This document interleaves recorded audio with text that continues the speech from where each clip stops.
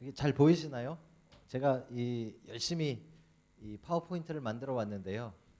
제 교회 컴퓨터가 문제가 아니라 제 USB가 문제가 생겨가지고 이렇게 그 멋있는 파워포인트는 못 보여드리게 됐습니다. 죄송합니다. 예, 클릭하면 이렇게 쫙 동그란 거 커졌다가 작아졌다 이런 것까지 했는데 죄송합니다. 그거 나중에 좀 궁금하시면 저희 집에 오시면 제가 한번 보여드리겠습니다. 그리고 대신에 우리 화이트보드 가지고 우리 함께 말씀 나눌 것이고요. 시간이 우리가 생각한 것보다 좀 많이 늦어져서요. 지금 50분이 다 되는 것 같은데요.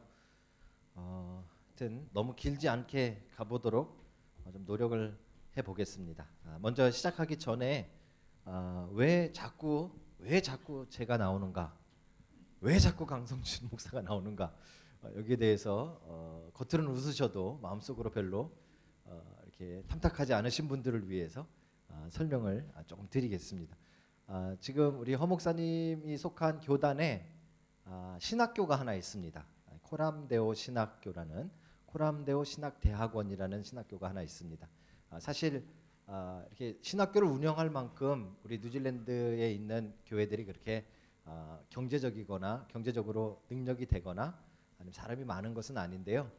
그래도 일단 제일 중요한 게 교단이 같은 신학을 가지고 같은 일꾼들을 키워내는 것이기 때문에 제가 어렵지만 호주하고 저희하고 이 총회에서 신학교를 만들기로 결정을 했습니다. 그래서 한 몇 년 됐는데요. 호주에도 코람데오 신학대학교 호주 캠퍼스가 있고 뉴질랜드 캠퍼스가 있습니다. 양 캠퍼스에 공교롭게 원장이 누구인가 하면 나무택 목사님이 원장이고요. 안 쓰겠습니다. 예. 그리고 그 교무처장이 최현기 목사님이란 분입니다. 저 밑에 참빛교회 최현기 목사님입니다. 아주 잘 강의 잘하십니다. 그리고 이것저것 일을 시키기 위해서 머슴처럼 뽑은 사람이 접니다. 그래서 저를 뭐 줄만한 직분이 없으니까 사무처장 이런 걸 줬습니다. 사무처. 그래서 제가 이제 오늘 제가 왜 이걸 설명을 드리는가 하면 우리 허 목사님이 주보에 코람데오 이름을 안 내셔서 제가 일부러 조금 설명을 드립니다. 제가 개인적으로 와서 하는 것이 아니라 물론 허 목사님하고 친하지만 그렇다고 해서 제가 이렇게 올 만큼 친하지는 않습니다. 그런데 허 목사님이랑 친해서 온 것이 아니라 이 코람데오로 공식적으로 요청을 하셔서 신학교에서 우리 하고 있는 이제 강의들이 몇 가지 있는데 그 중에 교회론 강의가 있습니다. 교회론 강의를 조금 제가 여러분들에게 맞게 조금 함축해서 가져왔고요. 굉장히 중요합니다. 이 교회론에 대해서 지금 21세기 교회가 살고 죽는 것은요, 교회론 문제입니다. 그래서 교회론에 대해서 우리가 함께 나눠가고 교회론 안에 직분에 대해서 우리 이 자리에 계신 집사님들이 궁금해하시는 직분에 대한 부분이 조금 들어갑니다. 그래서 제가 조금 하고 그다음에 이 직분자들이 어떻게 영적으로 리더십을 발휘해야 되는가는 실질적인 거는 그래도 원장님이 할 만큼 제가 남겨놓고 그렇게 하고 가도록 그렇게 하겠습니다. 그래서 오늘은 이 코람데오 이름으로 와서 제가 여러분들에게 직분 세미나를 하는 것이고요. 그러니까 끝나고 강사료를 주시면 안 됩니다. 강사료 안 주셔도 되고요. 물론 생각도 안 하셨겠지만 강사료 안 주셔도 되고 나중에 우리 소명교회가 조금 이제 안정이 되어지시면요 학교를 좀 도와주십시오. 그래서 학교에서 우리 목회자들을 또 우리 신학생들을 좀 잘 세워갈 수 있도록 학교에 원래는 이제 각 우리 교회 산하 교회들이 조금씩 도네이션을 해서 운영이 되고 있는데 워낙 교회들이 다 연약하기 때문에 지금 돕고 있는 그 교회들이 얼마 없습니다. 아마 제가 보니까 우리 소명교회가 앞으로 하나님 나라 대박이 사건이 나면 그렇게 되지 않을까 이렇게 생각합니다. 그렇게 생각해 주시면 좋겠고요. 오늘은 여러분들과 함께 교회가 무엇인가 하는 이제 교회론을 좀 공부할 겁니다. 이 교회론이 죄송하지만 제가 이 자켓을 조금 벗어도 되겠습니까? 예, 예. 벗는 예 감사합니다. 벗는 이유가 얼마 전부터 꽉 낍니다 옷이. 헐통이 불가능해서. 자, 자, 교회론이 천주교하고 우리 개신교하고 조금 다릅니다. 천주교는요 교회론에서부터 시작합니다. 신학을 교회론을 굉장히 중요하게 봅니다. 그래서 교회가 답니다. 천주교에서는 교회가 모든 권력을 가지고 교회가 모든 힘을 가지고 교회가 굉장히 중요합니다. 그런데 개신교에서는요 이 교회론은 신학을 쭉 설명할 때 어느 부분에 해당하는가 하면 구원론이 나오고요.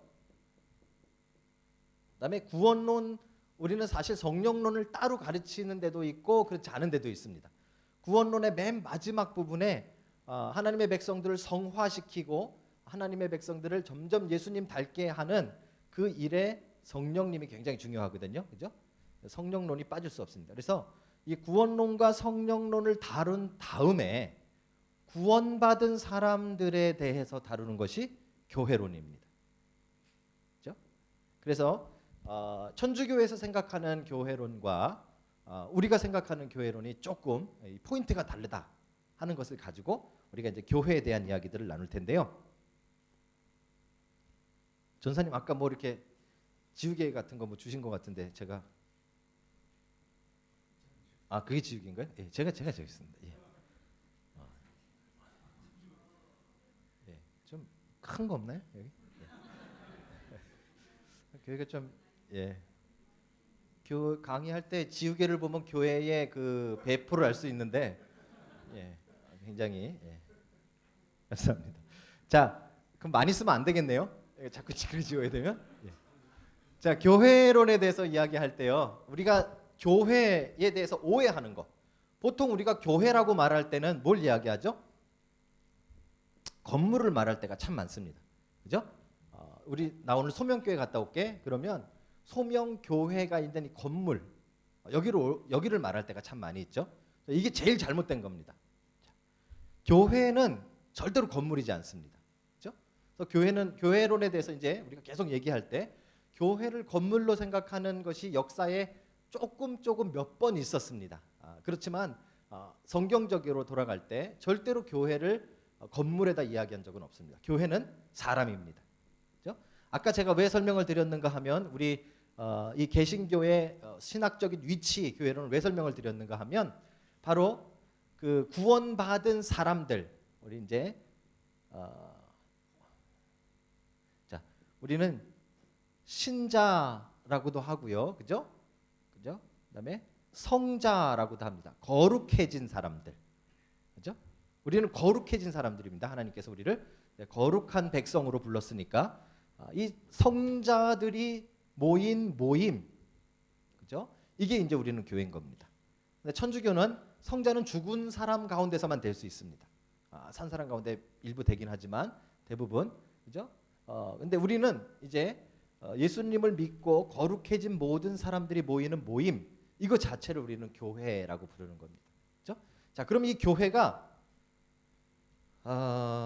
언제부터 나오는가? 구약에 교회가 있습니까, 없습니까, 여러분?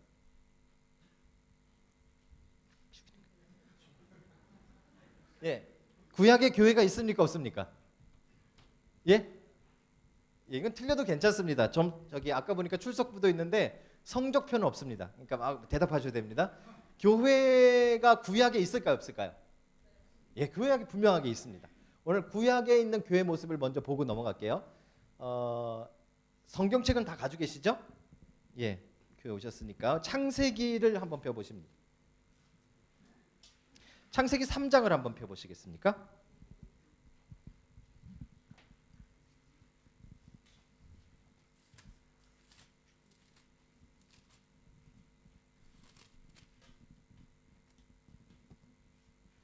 자, 3장이에요. 제가 18절부터 읽습니다. 자, 이 부분은 어느 부분인가 하면 인간이 하나님 앞에 죄를 범하고 아담과 이브가 이제 숨었다가 하나님에게 이제 혼나는 장면입니다. 그죠? 그 혼나는 장면에서 하나님이 뱀에게 말씀하시는 부분이 있고 그리고 이제 아담과 이브에게도 말씀하십니다. 자, 그 말씀이 거의 끝나갈 때인데요. 18절에 보시면 17절에 보시면 이제 아담에게 이르시되 내가 내 아내의 말을 듣고 내가 먹지 말아야 한 나무 열매를 먹었은즉 땅은 너로 말미암아 저주를 받고 너는 내 평생에 수고하여야 그 소산을 먹으리라. 땅이 내게 가시덤불과 엉겅퀴를 낼 것이라. 내가 먹을 것은 밭의 채소인즉 내가 흙으로 돌아갈 때까지 얼굴에 땀을 흘려야 먹으리니 내가 그것에서 취함을 입었음이라. 너는 흙이니 흙으로 돌아갈 것이라 하시니라. 우리 혹시 옆에 남편 계시면 얼굴 한번 쫙 봐주시고 손 한번 꽉 잡아주십시오. 그죠? 남편이 안 계세요? 예. 남자들 이렇게 불쌍합니다. 이 아담에게 하나님이 죽도록 고생해서 가족들을 먹여 살리는 벌을 주신 거죠, 그죠? 자, 이 벌을 받았으면 남편이 화가 날까 안 날까요? 예, 화나. 솔직하신 집사님이 계십니다. 100점. 나중에 점수 적어주세요. 야, 화가 납니다. 화가 나는데 화가 난 다음에 그가 자기 아내에게 이렇게 말합니다. 아담이 그의 아내의 이름을 하와라 불렀으니 그는 모든 산자의 어머니가 됨이라. 자, 하나님께서 야단을 치셨는데 이제 벌을 받는 이야기를 아담이 듣고 나서 자기 아내를 보고 이름을 하와라고 불렀어요. 하와라는 뜻은 생명이라는 뜻이에요. 칭찬이에요, 욕이에요? 칭찬이죠. 당신은 이제 생명이야. 이렇게 부른 거예요. 계시면 좀 옆에 한번 불러보세요. 생명아, 이렇게 좀. 생명이에요, 생명. 여러분, 대단한 칭찬 아니에요, 그죠? 이게 분위기상 맞습니까? 우리는 성경을 그냥 대충 읽기 때문에 이게 왜 분위기가 이렇게 됐는지 잘 몰라요. 다시 한번 돌아가 보십시오. 지금 분위기는요, 하나님이 막 야단을 쳐셨어요. 그래서 뱀 너는 이렇게 되고 이렇게 되고, 그 다음에 아담 너는 네 아내한테 속아서 이렇게 했으니까 너는 이제 죽도록 땀을 흘려가지고 고생해서 너 이제 먹여 살려야 되고, 그렇게 해도 땅이 너한테 줄까 말까다라고 말씀하시니까 아담이 그 얘기를 듣고 자기 아내에게 야, 당신은 이제 생명이야. 이게 좀 이상하잖아요, 그죠? 이 생명이라는 말이 왜 나왔는가 하냐면요, 그 위로 쭉 올라가셔서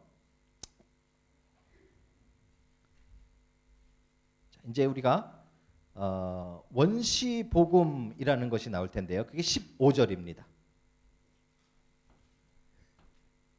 죄송합니다, 전사님. 너무 고생시켜드려서 죄송합니다. 15절입니다. 한번 다 같이 읽을까요? 시작. 내가 너로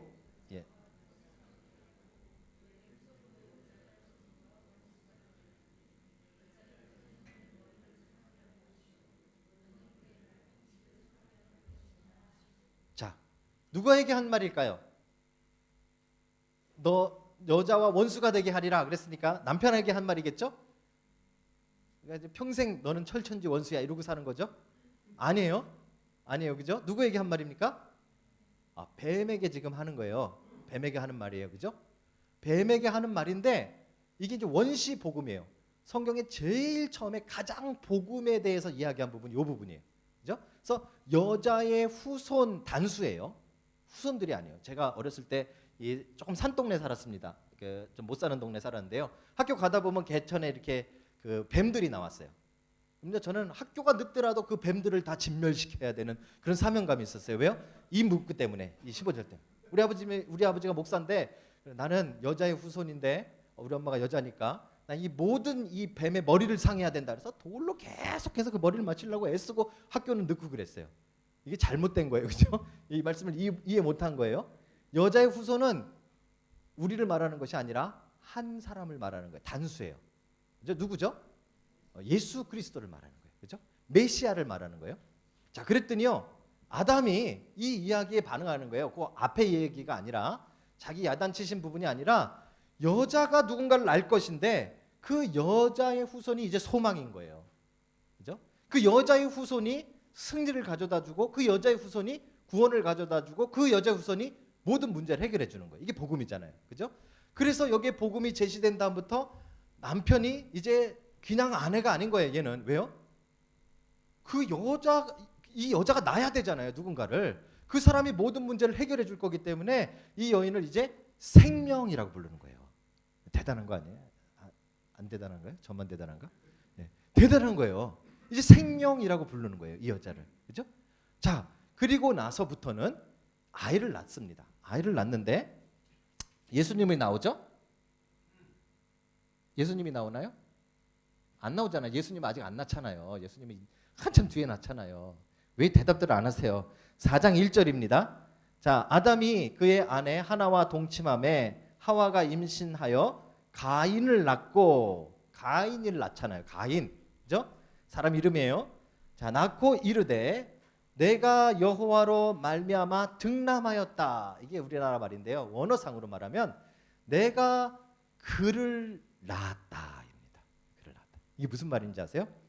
아담은 이 여자가 아기를 낳더니 뭘 생각한 거예요? 15절 생각한 거예요. 3장 15절. 혹시 얘가 하나님이 말씀하신 그 여자의 후손인가 하고 생각한 거예요. 그래서 내가 그를 낳았다 그랬어요. 근데 그예요? 아니에요? 아니었어요. 그죠? 자, 이때부터는 계속해서 무슨 일이 일어납니까? 나오는 애마다 혹시 얘인가 하는 생각이 드는 거예요. 자, 이때부터 모든 인류가 여자의 후손을 기다립니다. 그죠? 이게 믿음이에요. 여기 이제 창세기부터 나오는 믿음이에요. 그때까지는 예수가 누군지도 알 수 없습니다. 그죠? 아직 오시지 않았기 때문에. 그런데 그리스도가 누군지도 알지 못하지만 여자의 후손이라는 이름을 가지고 분명히 하나님이 약속하셨기 때문에 그 여자의 후손이 오면 모든 구원이 이루어지고 모든 능력이 회복되어지고 모든 것이 해결되어진다는 걸 믿고 그 여자의 후손을 간절히 기다리는 사람들이 생기는데 그게 바로 교회입니다. 교회. 그게 교회예요. 그게 교회의 출발입니다. 그죠? 이게 이제 점점 얘기가 진행되잖아요, 여러분들. 구약을 쭉 보시면. 자, 어느 정도로 진행됩니까? 이제 아브라함 이야기가 나오고, 그죠? 아브라함의 아들은 이삭이 나오고, 이삭의 아들은 소명교회 저기 성경 공부 안 하죠, 목사님? 이삭의 아들, 예? 쭉쟁이? 이삭의 아들이 뭐예요? 야곱, 그렇죠? 야곱이 나오고, 야곱은 아들 안 물어볼게요. 몇 명 나요? 12명 낳잖아요, 그죠? 자, 그래서 그 12명이 요셉 때문에 다 같이 애굽으로 갑니다. 자, 하나님은 그 12명을 가지고 이제 하나의 공동체를 만듭니다. 자, 그게 구약에 나오는 이스라엘 백성이고요. 이게 이제 구약 교회가 되는 겁니다. 구약 교회. 자, 이 구약 교회에 들어가려면 할례를 받아야 되고요. 그죠? 하나님의 말씀에 잘 지켜야 되는 구약 교회 모습이 나옵니다. 가장 좋은 구약 교회 모습. 자, 이제 교회라는 단어가 헬라어와 히브리어가 다릅니다. 구약은 히브리어로 써 있죠. 두 가지의 단어가 나오는데 카할이라는 단어와 에다라는 단어가 나옵니다. 자, 둘 다 명사로 쓰면 모임, 집회 이런 뜻입니다. 하지만 뭐 동사로 쓰면 에다 같은 경우는 모이다, 모임을 준비하다 이런 뜻이에요. 그렇죠? 자, 그런데 이 단어가 카할 에다라고 붙여서도 나옵니다. 붙여서 나오면 대부분 하나님의 백성들의 모임 이런 뜻이에요. 그렇죠? 자, 이게 이제 교회를 설명하는 두 단어예요. 구약에. 자, 신약에는 뭐가 나오죠? 에클레시아. 우리 이 정도는 다 알아요, 그죠? 자, 에클레시아는 대부분 카하를 번역한 단어예요. 그리고 수나고게라는 단어가 나오는데 이거는 회당이라는 말로 표현되어지는데 번역되는데 이건 대부분 에다를 번역했어요. 자, 그런데 어쨌든지 간에 이 에클레시아는 원래 교회 전용 단어가 아니고요. 그 당시에 사회에서 누군가 불러가지고 모임을 가지면 그 모임을 다 에클레시아라 그랬어요. 그래서 우리는 대부분 에클레시아를 가지고 교회론을 설명하는데 틀리진 않습니다. 틀리진 않은데 원래 에클레시아는 교회만을 위해 쓴 단어는 아니다 라는 것까지는 우리가 좀 알아야 좀 수준 높은 공부를 했다 이런 얘기를 듣는 거죠. 그죠? 대신에 정말 정통적으로 어떤 단어가 오리지널이냐? 그러면 카할 또는 에다 또는 카할 에다. 요 히브리 말이 교회의 가장 오리지널 말이에요. 그죠? 자, 이 카할이라는 단어가 어디에 많이 나옵니다. 많이 나오는데 가장 그 장면을 자세하게 알 수 있는 부분은 신명기인데요. 신명기 4장 10절입니다. 어르신들 제가 말이 조금 빠르죠? 예, 죄송합니다. 감사합니다. 자, 신명기 4장 10절입니다. 자, 먼저 찾으신 분이 목소리 낭낭하신 분이 한번 읽어주시죠. 없군요. 소명교회. 네. 네.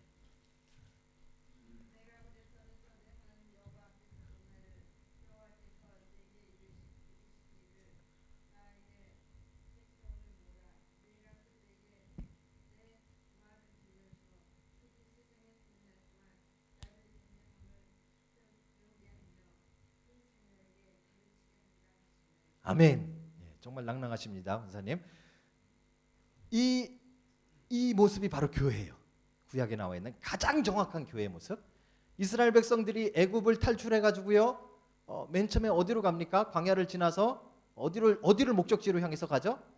가나안 땅이 아니라 시내산을 목적지로 향해서 갑니다. 그죠? 가나안 땅도 물론 궁극적인 목적지입니다. 그런데 그보다 더 중요한 일이 있었어요. 자, 구원을 경험한 자들이 어디로 가는가 하면 시내산 앞으로 가는 거예요. 그죠? 시내산 앞에 가서 뭘 했는가 하면 하나님이 거기 임재하시고 하나님이 이 말씀을 하신 거예요. 모세에게 나의 백성을 내 앞에 모으라 이거예요. 그죠? 자, 하나님 앞에 모인 백성의 무리 이게 교회 카할입니다. 개념 오시죠? 이게 카할이에요. 건물이 아니에요. 교회는 하나님 앞에 모인 백성. 근데 조건이 있었어요. 다 홍해를 건넌 사람들이에요. 그러니까 구원받은 사람들이에요. 자, 하나님의 율법을 잘 지켜야지 구원받는 게 아니에요. 구원을 받은 자들을 율법 지키라고 부르시는 거예요. 그죠? 그러니까 여러분들이 착해서 구원받는 게 아니에요. 하나님이 여러분들을 무조건적으로 사랑하셔서 구원하셨기 때문에 착해지라는 말씀이에요. 지금도 착하시지만 그렇게 살라라고 부르는 거예요. 똑같아요. 홍해를 건넌 구원받은 사람들을 하나님 앞에 불러 모아서 회집시키시는데 이제 총회로 모인다 이런 표현을 써 있는데 한글말로요. 이게 바로 가을이에요. 가을. 이게 교회입니다. 자, 그러니까 왜 모였어요? 여기 보니까 하나님 왜 불러 모으라 그랬어요? 하나님의 말씀을 듣게 하기 위해서. 그죠? 그리고 그 말씀대로 순종하여 하나님 백성들께 살게 하기 위해서. 자, 이게 교회론의 가장 중심입니다. 가장 중심입니다. 자, 그래서 저하고 같이 건물을 사용하는 키위교회에서 연합 예배를 드리자 그래요. 그래서 갔더니 연합 예배를 드리기 전에 성경책을 가져오래요. 나보러 한 코리안 바이블을 가져오래요. 그래서 바이블을 가져갔어요. 그랬더니 우리는 이제 목사님 여기 나와 있고 사람들 다 그때 막 이렇게 앉으시잖아요. 키위교회 그렇게 안 하고요. 다 앉아 있고 이제 예배가 딱 시작되어지면 저 뒤에서 목사님이 나오는데 목사님 앞에 뭐가 나오는가 하면 성경책을 아이들이 들고 나와요. 키위 성경책, 영어 성경책, 코리안 성경책, 그다음에 애들 성경책 이 세 권을 딱 들고 목사님보다 앞에 와요. 자, 그래서 앞에다가 저 알타에다 딱 갖다 놓고 그리고 이제 예배가 시작돼요. 이게 뭐예요? 하나님의 말씀이 이제 백성들 앞으로 가는 거예요. 하나님 말씀 앞에 서 있는 게 교회예요. 그죠? 자, 이게 성경책을 가져오는 교회도 있지만 이제 개혁교회를 가면 어떻게 가는가 하면 장로님이 뒤에 서 있다가 목사님을 데리고 가요. 그래가지고 목사님을 쫙 데리고 가서 요 위에 이렇게 쫙 올려놔요. 그리고 자기는 가서 앉아요. 이런 거 보신 적 있죠? 이 목사님이 굉장히 소중해서 그렇죠? 아니에요. 물론 목사님 소중합니다. 죄송합니다, 목사님. 목사님 다 소중하죠. 근데 목사님이 뭐 소중해서 지금 모시고 가는 게 아니에요.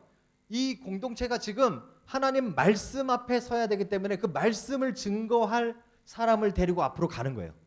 그죠? 이게 교회 개념이에요. 카할. 잘 생각하셔야 됩니다. 우리가 여태까지 교회 하면은 무엇이라고 생각했는가 하면 해야 될 일이 너무 많아. 선교도 해야 되고 뭐 봉사도 해야 되고 뭐 구제도 해야 되고 같이 모여서 뭐 야유회도 해야 되고 수련회도 해야 되고 밥도 먹어야 되고 다 중요한데요. 다 중요한데 교회의 메인은 무엇인가 하면 하나님의 말씀 앞에 서셔야 돼요. 이게 메인이에요. 제가 목사라서 말씀드리는 게 아니에요. 제가 목사가 아니더라도 이 구약 성경이 보여주는 교회의 가장 정확한 정의는 여러분들이 하나님 말씀 앞에 서는 거예요. 그죠? 자, 그러니까 우리 장로교를 보면 저거 무슨 예배 찬양 좀 길게 하고 말씀 좀 짧게 하지 왜 이렇게 말씀이 이렇게 긴가? 이런 얘기 하시잖아요. 그죠? 또 아니 예배 시간에 뭐 목사님만 잘났나? 왜 뭐 이렇게 말씀을 그렇게 중요하게 여기나? 이런 생각들 하잖아요. 이게 이제 우리가 교회론이 잘못됐어요. 교회론. 그렇죠? 교회론이 발라지면 구약이 말하고 있는 교회 모습을 딱 보면 구약 그 하나님 앞에 하나님의 앞에 선 무리들 이게 교회고요. 왜 거기 섰는가 하면 하나님이 말씀하시기 위해서 모이게 한 거예요.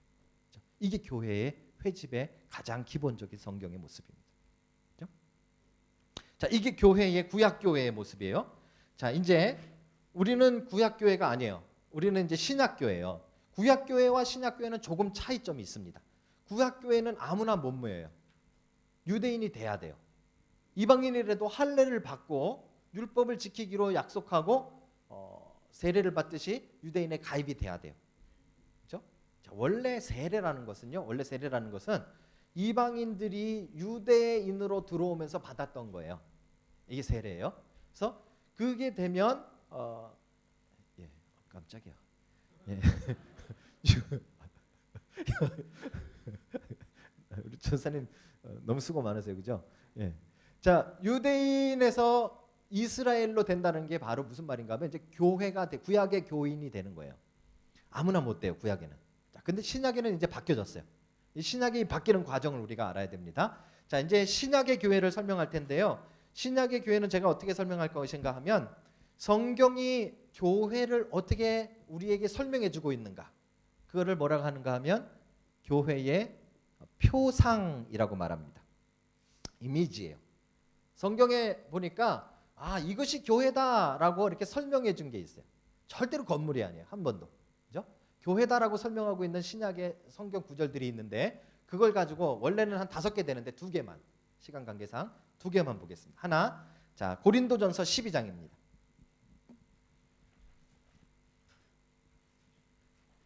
제가 고린도전서 12장을 한번 설교를 했는데요. 우리 교회 설교를 마치고 우리 교회 집사님들한테 컴플레인을 받았어요. 한 분한테. 왜 그러냐 하면 인터넷에 쳐보니까 고린도전서 12장은 은사장 이렇게 나온대요. 성령의 은사에 대해서 설명하는 것이다. 그런데 왜 목사님은 성령의 은사에 대해서 설명하지 않냐? 그래서 제가 1절부터는 은사에 대해서 나오지만 그 은사를 설명하는 이유가 무엇인가 하면 12절부터 나와 있는 이 교회의 표상 때문에 그렇습니다. 그때가 이제 교회론 가지고 설교할 때였어요. 그래서 이제 설명을 드린 적이 있어요. 우리도 많이 오해하시죠? 고린도전서 12장은요. 무슨 장이에요? 이 교회에 대한 설명을 하는 장이에요. 교회의 표상. 그렇죠? 자, 첫 번째 교회의 표상은 무엇인가 하면 그리스도의 몸이에요. 그리스도의 몸. 자, 신약에서 교회를 무엇이라고 설명해 주는가 하면 예수님의 몸, 이게 교회다 이렇게 설명하고 있어요. 이제 이 뜻을 우리가 조금 이해해야겠죠? 자, 질문이 하나 있습니다. 여러분 지금 예수님은 어디 계십니까? 자, 우리 목사가 질문할 때는 추리긴 경우가 속임수일 경우가 50%죠, 그죠? 예수님 지금 어디 계십니까? 하나님 우편에.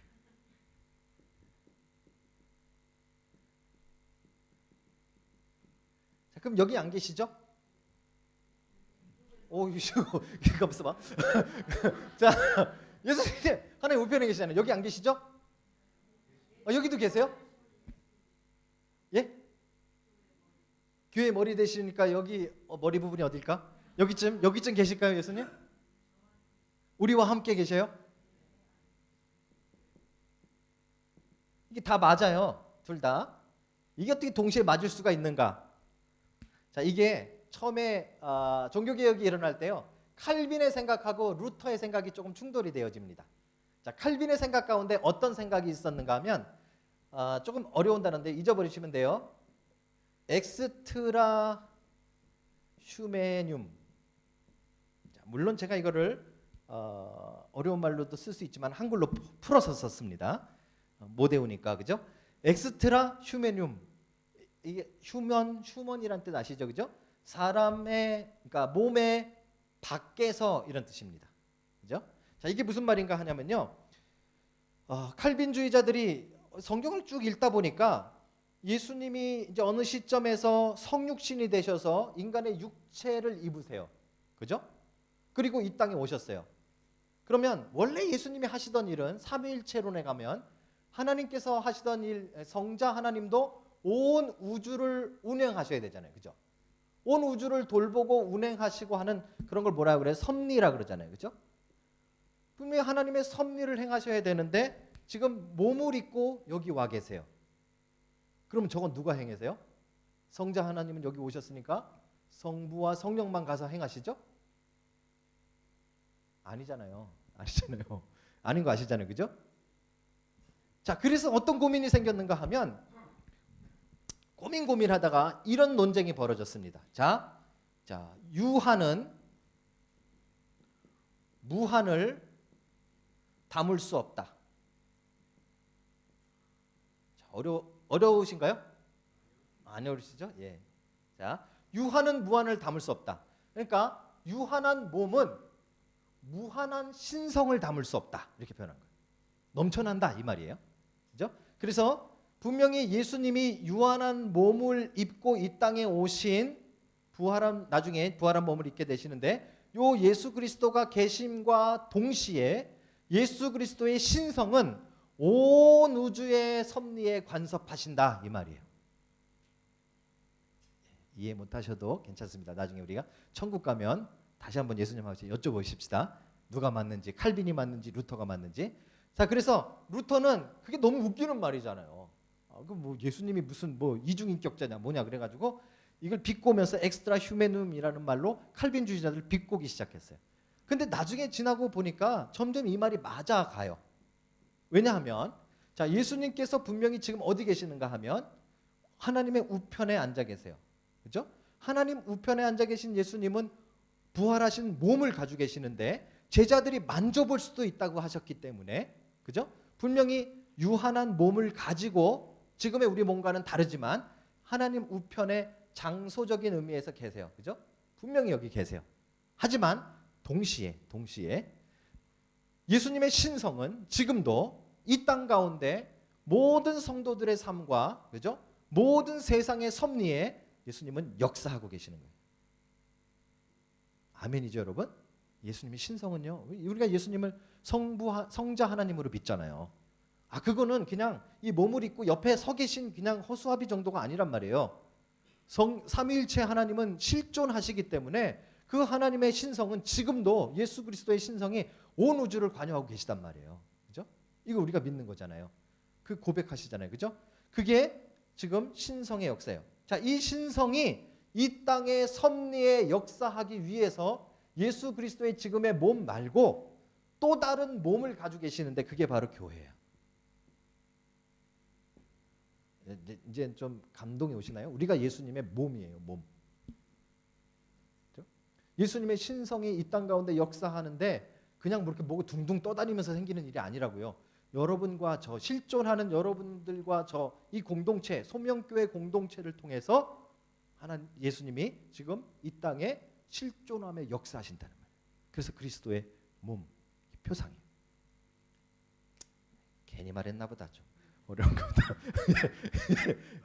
어쨌든 자 그리스도의 몸이 그래서 중요한데 성경을 보겠습니다. 고린도전서 12장에 가시면 자 어떻게 그러면 우리가 그리스도의 몸이 되는가? 왜 그리스도의 몸이라는 설명을 했는가? 이거는 교회가 유기적이기 때문이에요. 유기체.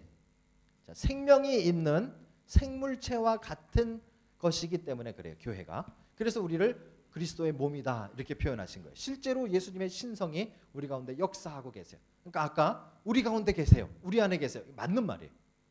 그죠? 예수님은 실제로 우리 가운데 역사하고 계세요. 그죠? 근데 이제 유기적인 몸을 이제 우리가 이루어 가는데 예수님의 몸인 우리가 유기적이려면 그걸 이제 설명하는 게 12장 요 뒷부분인데요. 몇몇 가지 특징이 있어요. 자, 첫째. 생물체이기 때문에 성경이 뭐라 그러는가 하면 떨어지면 살 수 있다 없다? 없다. 자, 그게 말이 나오나요 안 나오나요? 자. 예, 15절 볼까요? 예. 만일 발이 이르되 나는 손이 아니니 몸에 붙지 아니하였다 할지라도 이로써 몸에 붙지 아니한 것이 아니요. 그죠? 제가 딱 보니까 우리 교회에 내가 분명히 지금 집사로서 안수 집사로서 열심히 일을 해야 되는데 저 사람이 더 열심히 일을 해. 저 사람 더 열심히 인정받아. 나는 이 교회에서 별로 쓸모없나 보다. 나갈 수 있어요, 없어요? 안 된단 말이에요. 이 교회로는 우리가 잘 공부해야 돼요. 나갈 수가 없어요. 나가면 죽는 거예요. 유기체 교회가 그리스도의 몸이라면 떨어져 나가선 살 수가 없다는 말이에요. 그렇죠? 물론 이제 나중에 제가 이제 이 유형적 교회와 무형적 교회를 설명을 드립니다. 하지만 중요한 것은요.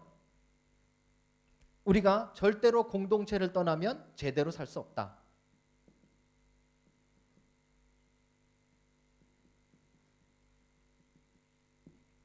오늘날 교회가 제일 망가지고 있는 이유가 무엇입니까? 이 개념을 몰라서 그런 거죠.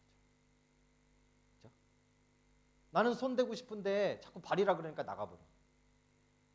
나는 자꾸 왼발하고 싶은데 오른발하고 자꾸 부딪히니까 나가버리죠. 그렇죠? 근데 그리스도의 몸은 떨어져 나갈 수가 없어요. 떨어져 나가면 살 수가 없어요. 자, 그러면 이제 좀 이게 머리가 반짝반짝 돌아가시는 분은 그러면 한 사람인 교회는 존재하지 않습니까? 자, 공동체가 성경에 말하는 모든 교회는 공동체가 그 개념의 기본이고요. 그죠? 그리고 한 사람일 가능성도 있습니다. 지교회에 포함되지 못하는 한 사람일 가능성도 있습니다. 자, 그럼 예를 들면 북한의 지하교회에 혼자서 믿음 생활을 30년간 40년간 한 사람이 있어요. 얼마 전에 탈북한 한 딸의 고백을 들었는데요. 30대가 넘으신 딸인데 자기 아버지가 크리스찬인지 몰랐어요. 북한을 딱 넘어서고 나니까 아버지가 기도하더래. 깜짝 놀란 거야. 수십 년을 살면서 우리 아버지가 이 신앙이 있는 사람인지 몰랐던 거야. 자, 그런 혼자서 본래 신앙생활 한 사람 아마 그런 특수한 상황에서 이분을 교회라고 부를 수 있습니다. 하지만 이 교회는 항상 유기적이고요. 유기적이라는 말은 공동체에 붙어 있어야 된다. 몸이니까. 그렇죠? 자, 두 번째, 이 교회의 또 하나의 교회가 그리스도의 몸이라는 표상에서 우리가 얻을 수 있는 지혜는 다른 일을 쫓아낼 수 없어요.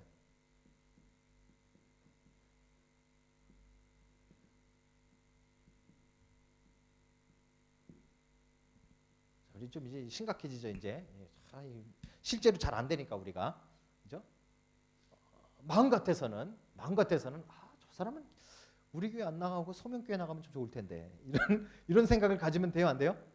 안 된다. 절대로. 그렇죠? 유기적이잖아요. 그리스도의 몸이잖아요. 그래서 오늘 본문에 보니까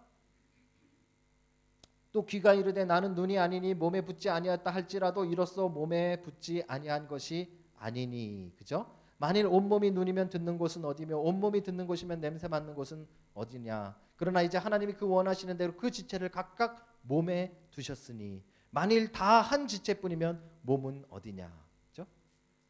자, 여러분들을 다 하나님이 다양하게 만들었단 말이에요. 자, 이게 다양성이에요. 이 다양성을 설명하는 게 무엇인가 하면 은사예요. 은사를 다 다르게 줬다. 그걸 지금 설명하는 거예요. 그렇죠? 그래서 우리는 다 달라야 돼요. 우리가 다 똑같으면 안 돼. 그렇죠? 다르되 함께 그리스도 안에서 연결되어져 있어요. 그렇죠? 자, 그럼 어떻게 하면 이렇게 할 수 있느냐? 어떻게 하면 유기적일 수 있느냐? 성경이 말하고 있는 두 가지 방법이 있는데 하나는 그리스도가 머리가 되면 돼요. 그죠? 그 다음에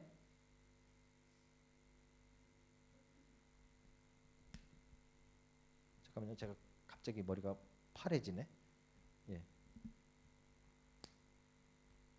자, 또 하나는 한 성령을 받아야 돼요. 자, 이 두 가지입니다. 자, 그리스도가 머리가 되시고 하나의 성령을 함께 들이마시는 이 방법을 통해서 우리가 유기적일 수 있습니다. 오케이?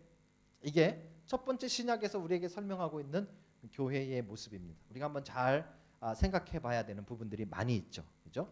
현재 우리가 너무 가볍게 여기고 있는 교회의 모습은 있지 않은가. 그리스도의 몸이라면 정말 우리가 그 공동체에서 떠날 수도 없고 공동체에 있는 사람들을 쫓아낼 수도 없고. 그죠? 왜냐하면 하나님이 각각 그 자리에 하나님의 뜻대로 불러주셨기 때문에. 그죠? 그 개념을 우리가 늘 가지고 교회를 세워가야 뭐 직분론을 하든 뭘 하든지 간에 이 개념이 먼저라는 것입니다. 자, 두 번째 교회 표상 두 번째는요. 고린도전서 3장 16절입니다.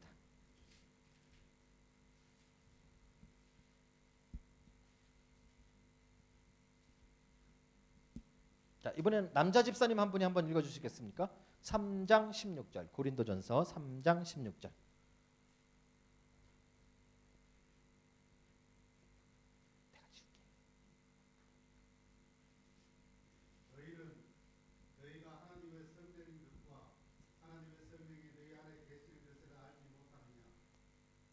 예, 17절까지도 한번 읽어주시겠어요?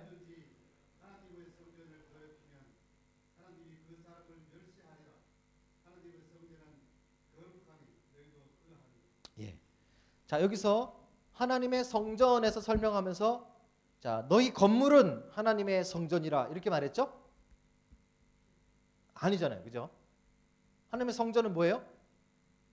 너희는 사람이 하나님의 성전이잖아요. 그죠? 근데 우리는 성전이라는 말을 주로 어디 씁니까? 예배당. 이건 이제 원래 정확한 말은 예배를 드리는 장소기 때문에 예배당, 옛날 어른들이 이렇게 말씀하세요. 그죠? 지금 우리가 교회라는 단어를 쓰지만 예배당을 교회라고 하면 안 돼요. 근데 예배당을 성전이라고 생각해요, 우리가. 이게 됩니까, 안 됩니까? 안 되는 거예요, 사실은요. 자, 그런데도 왜 우리 교회들은 건축할 때 되면 예배당 건축 헌금 이렇게 안 해요? 뭐라 그러죠? 성전 건축 헌금 이렇게 해요. 왜요? 왜 이렇게 해요? 이렇게 해야 헌금이 더 많이 들어와요. 재밌죠? 이게 우리의 문제예요. 성전 건축하면은 우리는 다 우리가 솔로몬의 꿈을 가지고 있어요. 거기에는 돈을 낼 마음이 있어요. 예배당 건축 헌금 그러면 그거야 무슨 이래버리는 거죠. 잘못된 생각이에요. 그렇죠? 자, 성전은 건물을 말하는 것이 아니라 자, 이것도 교회를 말하는 거예요. 너희가 하나님의 성전인 것과 이렇게 설명하고 있죠. 그렇죠? 자, 이 개념을 한번 생각해 보겠습니다. 자, 성전은 맨 처음에 누가 짓습니까? 여기서 말하는 성전은 실제 성전을 말합니다. 자, 성전을 누가 지었죠? 구약에? 이제 자신 있게 말씀을 못 하시는 이유는 제가 자꾸 속임수를 쓰기 때문에 그렇죠? 자, 솔로몬이 지었잖아요. 그죠? 하나님이 솔로몬한테 너는 이러이러한 것을 가지고 이러한 도면으로 성전을 지어라 이러셨죠? 언제 그러셨어요? 그런 적 없어요. 자, 자꾸 제가 이렇게 속이면 안 되는데 목사가 그죠? 자, 그럼 다윗이 지으려고 했던 대로 솔로몬이 졌잖아요. 성경에 잘 보시면 다윗이 설계도까지 완성해놔요. 그리고 거기에 따라서 솔로몬이 짓잖아요. 그럼 다윗은 하나님이 다윗아 너밖에 없다. 네가 성전을 지어라 그랬죠? 아니잖아요. 다윗은 짓겠다고 하는데 하나님은 짓지 말라고 그랬잖아요. 그죠? 왜 그랬을까요? 예? 피를 너무 많이 흘려서. 자, 그래서 솔로몬이 짓게 되죠. 그죠? 그건 실질적으로 성경에 나오는 부분입니다. 자, 그런데 우리가 이 과정에서 보면 단순히 피 때문에 하나님이 거부하신 것이 아니라 하나님이 맨 처음에 성전에 대한 짓는 것에 대해서 그렇게 탐탁해 하지 않으셨다는 걸 볼 수 있어요. 왜죠? 내가 한 곳에 가두어 둘 수 없는 나는 광대한 분이다라는 것을 하나님이 알려주시기 위해서 그랬어요. 그러면 이 성전은 왜 졌는가 하면 성전 전에 비슷한 게 하나 있었기 때문에 이게 지어진 거예요. 뭐가 있었죠? 성막이라는 게 있잖아요. 이거는 하나님이 지으라 그랬어요. 구체적으로. 그런데 이때는 짓기는 짓는데 하나님이 약간 머뭇거리셨어요. 자, 왜냐하면 성전과 성막에는 한 가지 차이가 있기 때문에 그렇습니다. 뭐가 차이 나죠? 성전은 비싸고 성막은 좀 싸고 아니죠? 유동성입니다. 그죠? 자, 성막은 지으면서 뭐라 그러셨는가 하면 내가 너희들과 함께 있으리라. 임마누엘이라 그랬어요. 이게 임마누엘이라는 뜻이에요. 자, 그래서 실제로 이스라엘 백성들은 움직일 때마다 광야를 움직일 때마다 가다가 딱 서면 어떻게 해요? 맨 가운데 성막을 치고 그죠? 지파들이 동서남북으로 나눠서 머물렀다가 이거를 걷어서 맨 앞으로 출발하고 지파대로 순서대로 쭉 따라가고 그죠? 그리고 또 서면 항상 가운데는 뭐가 있어요? 성막이 있는 거예요. 왜요? 하나님이 이들과 함께 하시기 때문에. 이런 의미가 있는 거예요. 하나님이 함께 하시는 의미. 이게 성막의 의미예요. 자, 그런데 성전도 그 의미예요. 똑같은 의미예요. 근데 성전은 움직이질 못하잖아요. 그죠? 자, 하나님께서 이 부분을 아주 강조하셨어요. 그래서 하나님을 어디 한 군데 담아놓거나 가둬놓을 수 없다는 거예요. 하지만 성전을 허락하신 이유는 하나님이 함께 하시는 의미. 그죠? 그래서 결국 성막의 의미는 하나님이 함께 하심. 성전도 하나님이 함께 하심. 이걸 네 글자로 임마누엘 이렇게 말하는 거죠. 그죠? 자, 그런데 이게 조금 지나니까 예수님이 태어나실 때 천사가 뭐라 그랬어요? 그 이름을 임마누엘이라 하라. 자, 예수님이 성전이 되는 거예요. 그죠? 왜요? 예수님이 백성들과 함께 하시기 때문에. 그죠? 이 인카네이션, 그러니까 예수님이 성육신 하셔서 사람들 사이에 함께 있는 이 개념, 이게 예수님이 성전의 개념을 가지시는 거예요. 자, 사실인가 아닌가 보십시다. 나중에 예수님이 그 바리새인들과 논쟁이 붙었어요. 막 성전에 대해서 뭐라 하시니까 막 그 사람들이 뭐라 그랬어요. 그러니까 예수님 뭐라 그랬어요? 너희가 이 성전을 허물라. 여기서 말하는 이 성전은 뭐였어요? 헤롯 성전, 헤롯이 지었던 요 건물 성전, 그죠? 그러면 내가 사흘 만에 다시 지으리라. 이게 뭐였어요? 예수님의 부활에 관한 말씀이시잖아요. 그죠? 자, 예수님이 성전이라는 말이에요. 자, 예수님이 성전이고 임마누엘이면 예수님이 계속 우리와 함께 하셔야 되는데, 아니 이 양반이 갑자기 또 구름 타고 올라가셨어요. 그죠? 그리고 누가 오셨어요? 성령님이 오셨잖아요. 자, 성령님이 우리 안에도 오시지만 성령님이 이 개념을 우리 교회 공동체에 오시는 거예요. 성령님. 그죠? 그래서 우리와 함께 하시는 거예요. 자, 그러니까 이 예수 그리스도의 몸인 성전이 결국 우리 교회 공동체가 되는 거예요. 지금은요. 그래서 교회를 하나님의 성전이다 이렇게 설명하는 거예요. 자, 이 하나님의 성전이라는 말은 에베소서 2장 20절에 갑니다. 중요한 부분이 하나 있어서 그래요. 에베소서 2장 20절에서 22절.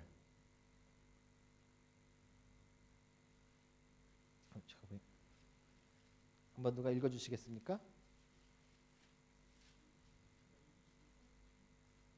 에베소서 2장 20절부터요.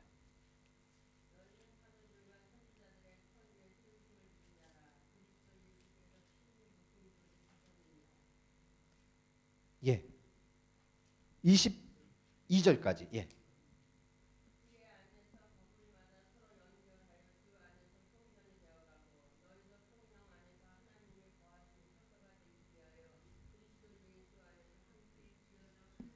아멘.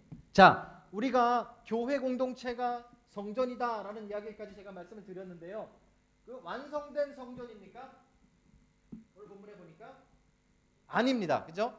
우리가 성전인 건 맞는데, 우리가 거룩하게 하나님 앞에 성전으로 부름받은 건 맞는데 지어져 가는 중이에요. 만들어져 가는 중이죠. 그죠? 그래서 우리에게는 아직도 부족한 게 있는 거예요. 우리는 이 만들어지는 과정 가운데서 아픔을 느끼는 거예요. 이 사람이랑 같이 예배를 섬기려니까 힘든 거예요. 왜요? 만들어져 가는 과정이기 때문에. 그렇죠? 하지만 이 과정을 통해서 우리는 지어져 가야 되는 거예요. 교회는 점점점 지어져 가야 되는 거예요. 자, 이 지어져 간다라는 말이 서로 이제 연결되어지는 것인데요. 어떻게 연결되어지는가 볼까요? 자, 성경에 보니까 뭐 위에 세워진다 그랬어요?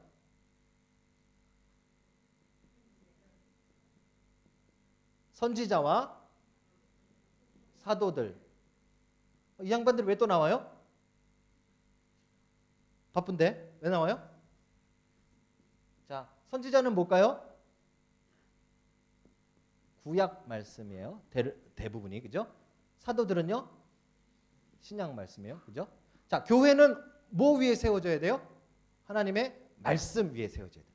그죠? 자, 어떻게 세워져야 돼요? 예수 그리스도가 뭐가 된다고요? 모퉁이 돌. 자, 우리가 이거를 진짜 믿고 진짜 이걸 받아들이면 교회 안에 갈등이 해소됩니다. 자, 우리가 일단 이 사람 아이디어, 저 사람 아이디어 이런 거 가지고 교회가 세워지는 게 아니에요. 그렇죠? 맨 처음에 제가 이 개척할 때요, 어떤 집사님이 본인이 생각하셨던 꿈이 있대요. 교회를 세우는 꿈. 뭐냐 그러니까 몇몇 분들이, 친구분들이 모이셔서 한 분이 10만 불씩 돈을 내가지고 한 7, 80만 불을 모아가지고 교회를 시작하는 거래요. 그러면 성도들이 헌금 낼 필요 없이 그거 가지고 목사 월급 주면서 교회를 운영하면 정말 교회가 문제가 없을 것 같아요. 문제가 없을까요? 엄청 문제가 많을 거예요. 그죠? 우리는 알아요. 엄청 문제가 많을 거예요. 돈이 문제가 아니거든요. 우리는. 그죠? 뭐가 문제예요? 이 사람 아이디어, 저 사람 아이디어, 이 사람 좋은 생각, 저 사람 좋은 생각대로 교회는 움직여지는 게 아니에요. 뭐 위에서요? 말씀의 터 위에서 세워지는 거예요.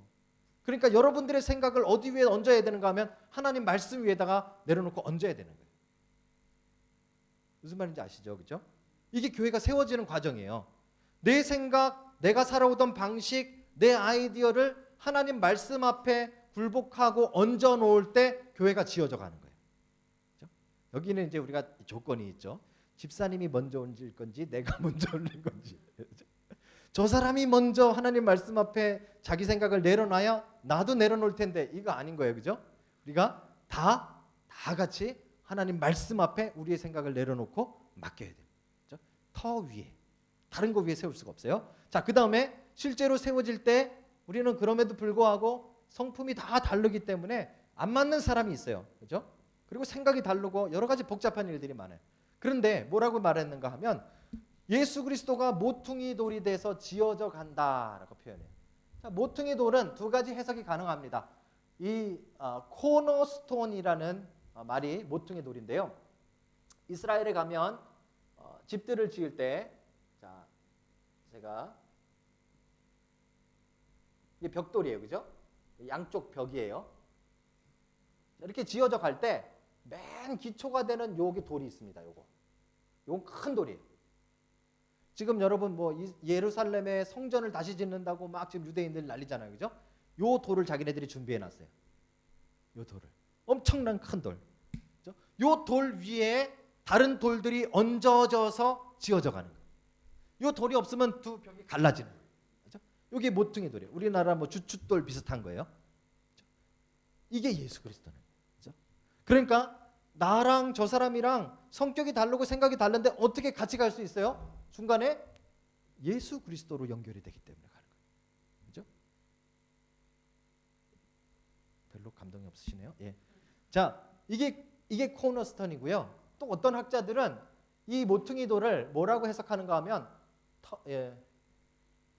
톱스톤이라고 말해요. 이 무슨 말인가 하냐면요. 그 당시에 건물들을 보면 아치형이에요. 아치형. 이렇게 건물을 짓잖아요. 그죠? 이게 대단합니다. 이렇게 벽돌을 이렇게 딱 쌓아서 점점 이렇게 올려서 이후에 뭐 다리도 건설하고 뭐 이렇게 해요. 근데 여기 맨 마지막 부분에 요게 딱 얹어져야 돼요. 그죠? 요 돌. 요 돌이 안 얹어지면 양쪽이 이어져요, 안 이어져요? 무너져 버려요. 그죠? 요게 양쪽 중심을 딱 잡아줘서 요 건물을 지탱하게 합니다. 아치형에서. 요거를 톱스톤이라 그러는데요. 요게 모퉁이 돌이다. 이렇게 해석하는 사람도 있어요. 둘 다 똑같아요. 둘 다 똑같아요.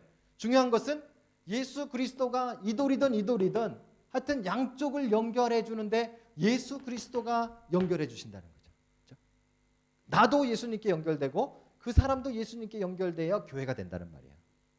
예수님 잠깐 빠지고 내가 해결해서 예수님 나중에 해결되면 들어오십시오. 이게 안 된단 말이에요. 예수님이 중간에 연결해 주셔야 돼요. 그렇죠? 이 개념이 우리에게 있어요. 교회가 지어져 가는 거예요. 건물로. 그렇죠? 실제로 굉장히 중요합니다. 왜냐하면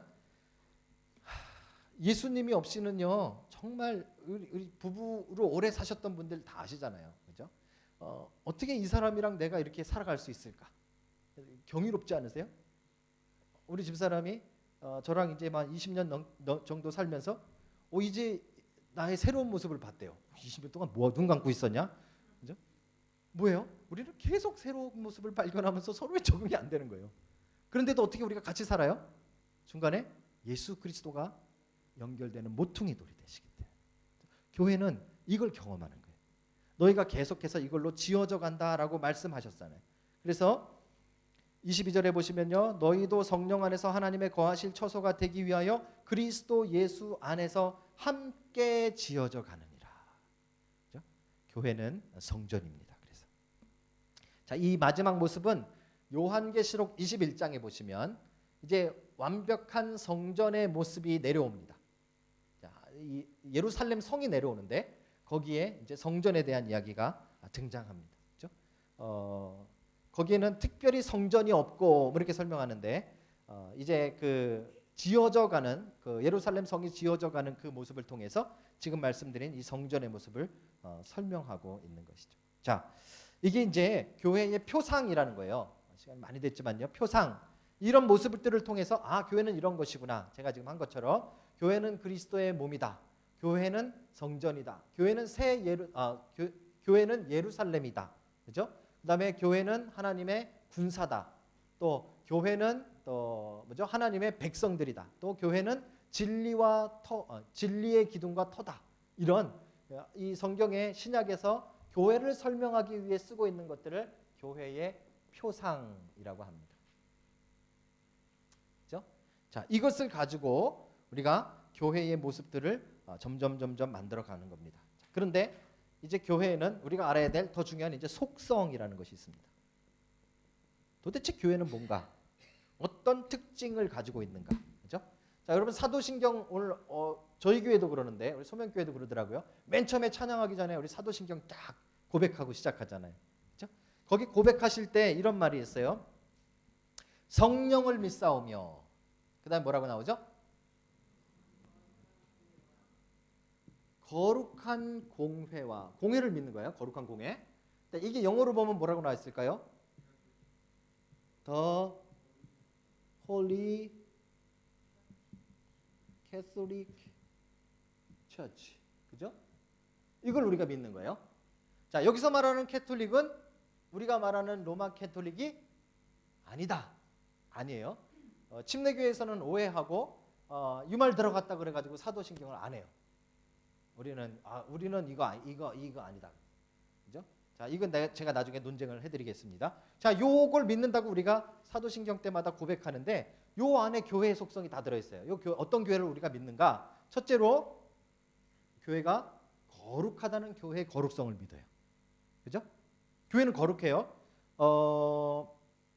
거룩이라는 것이 무엇일까요? 거룩은 저처럼 이렇게 하얀, 제가 오늘 이 와이셔츠 처음 입었습니다. 선물을 받았는데 이 소매에 글씨가 박혀 있습니다. 멋있죠? 그래서 제가 자켓을 벗었습니다. 한번 보여드려야 돼서. 이렇게 입으면 거룩하죠? 예, 아니요. 옷 입는 거하고 상관없어요. 그죠? 어떤 교회에서는 목사님이 이 가운 안 입었다고 막 난리가 났어. 거룩한 옷을 입어야지 지금. 아니에요. 지금 옷 입는 거하고 거룩하고는 상관없어요. 자, 거룩하다는 말은 뭐예요? 거룩. 성경에 계속해서 구약에 하나님이 거룩하다라고 말한 것은 뭐예요? 거룩은 구별이라는 뜻이에요. 구별. 자, 구별이라는 말은 요 펜하고 제가 이렇게 구별했어요. 요 펜을. 이렇게 펜이 여러 개 있는데 그 중에 제가 요걸 하나 구별했어요. 자, 구별했다는 말은 무엇인가 하면 용도가 달라졌다 이 말이에요. 그죠? 무엇을 위해 쓰는가가 달라졌다는 말이에요. 구별이라는 말은. 그러니까 성경의 구별이라는 말은, 거룩이라는 말은 관계에 관한 거예요. 관계성. 그 전에는 하나님을 위한 게 아니었는데 이때부터 거룩이라는 말은 하나님을 위한 것으로 구별된 거예요. 자, 이해가 좀 되시죠? 자, 제사장들은 거룩했습니까? 안 거룩했습니까? 어떤 제사장은 거룩했고 어떤 제사장은 안 거룩했죠? 자, 아니요. 제사장은 거룩하다 그랬어요. 하나님이. 왜요? 하나님을 제사하기 위해서 구별했기 때문에 이게 거룩이라는 말이에요. 그렇죠? 자, 제사 지낼 때 그 구약의 성막에 있는 기구들은 거룩합니까? 안 거룩합니까? 거룩한 기구들이라고 그랬잖아요. 그죠? 그건 왜 거룩할까요? 이 금으로 만들어서? 아니죠. 사용되어지는 용도가 달라지는 용도. 그죠? 자, 하나님을 위해서 사용되어지는 것은 다 거룩한 겁니다. 거룩한 겁니다. 그러니까 우리는 자꾸 이거는 세상 사람들이 하는 일이고 이거는 교회가 하는 일이 아니고 이렇게 하시면 좀 곤란해요. 이 잘못된 세속화예요. 그죠? 우리는 그렇게 구별하는 것이 아니라 여러분의 직업이 거룩합니까? 안 거룩합니까? 자신이 없어요. 그죠? 우리는 내 직업은 목사 직업보다는 좀 덜 거룩하지 않을까? 아니에요. 모든 직업이 거룩한 거예요. 왜요? 여러분들이 먹고 살라고 그 일을 하면 덜 거룩해요. 그런데 여러분들이 그 일을 하시면서 하나님을 위해서 살아가고 계시면 그 일 자체가 거룩한 거예요. 그렇죠? 그래서 거룩은 무엇이냐에 따른 것이 아니라 거룩은 누구를 위한 것이냐, 어떻게 구별되느냐, 뭘 위해서 구별되느냐에 따라 달라지는 거죠. 그죠? 자, 교회는 거룩합니다. 교회는 그래서 하나님을 위해서 존재하는 겁니다. 그죠? 여러분들 세속화라는 말, 거룩하지 않은 세상적이다 이런 말인데요. 물론 세상의 특징을 가지고 있는 것이 있습니다. 뭐 음행하다든지, 그죠? 세상이 가지고 있는 특징, 거짓이라든지, 자 이런 거는 세속화예요. 이게 현저한 세속화예요. 그런데 숨겨진 세속화가 있어요. 숨겨진. 이거 뭐냐면 일부만 거룩하려고 하는 거. 자, 대표적인 게 이거 이제 그 합신에 있는 이순구 교수님이 가장 강조하는 건데요. 사순절. 자, 이게 좋은 건가요? 나쁜 건가요? 어떻게 보면 좋은 것 같고 뭐 어떻게 보면 나쁜 것 같고 헷갈려요. 그죠? 제가 여태까지 질문하는 패턴으로 봐서는 별로 안 좋은 것 같아요. 왜 그런가 하면 요 기간 동안에만 거룩하면 된다고 생각해요. 그러면은 거룩이 아니에요. 그건 또 다른 세속화예요. 그죠? 우리는 죽을 때까지 처음부터 끝까지 다 거룩하려고 노력해야 됩니다. 그죠? 그게 교회예요. 교회는 그래서 거룩합니다. 교회가 거룩하다는 말은 목사들이 하얀 가운을 입고 뭐 예배 드릴 때 조용하게 하고 뭐 그래서 거룩한 것이 아니라 교회가 거룩하다는 말은 교회가 하나님께 구별돼서 드려졌기 때문에 그런 거죠. 다 지워버렸네. 예. 자, 홀리 그다음에 뭐죠? 캐톨릭이라는 말이 나옵니다. 그걸 뭐라 그러냐면 보편성이라 합니다. 자, 캐톨릭이라는 말은 로만 캐톨릭이 쓰기 전에 원래 보편성의 반대는 뭐죠? 특수성, 그죠?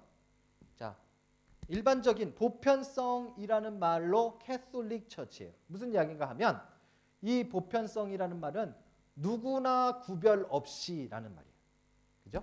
그러니까 교회는 누가 올 수 있죠? 대학 나온 사람만 교회 등록 가능하죠? 그럼 교회 아니란 말이에요. 교회는 부자나 가난한 사람이나 여자나 남자나 종이나 자유자나 헬라인이나 유대인이나 다 참여할 수 있어야 교회란 말이죠. 교회는 이 특성을 가지고 있어요. 그래서 우리가 믿는 교회는 이 캐톨릭 처치예요. 이건 이 카톨릭이 아니라 이 천주교를 말하는 것이 아니라 이 보편적 교회라는 거예요. 보편적 교회.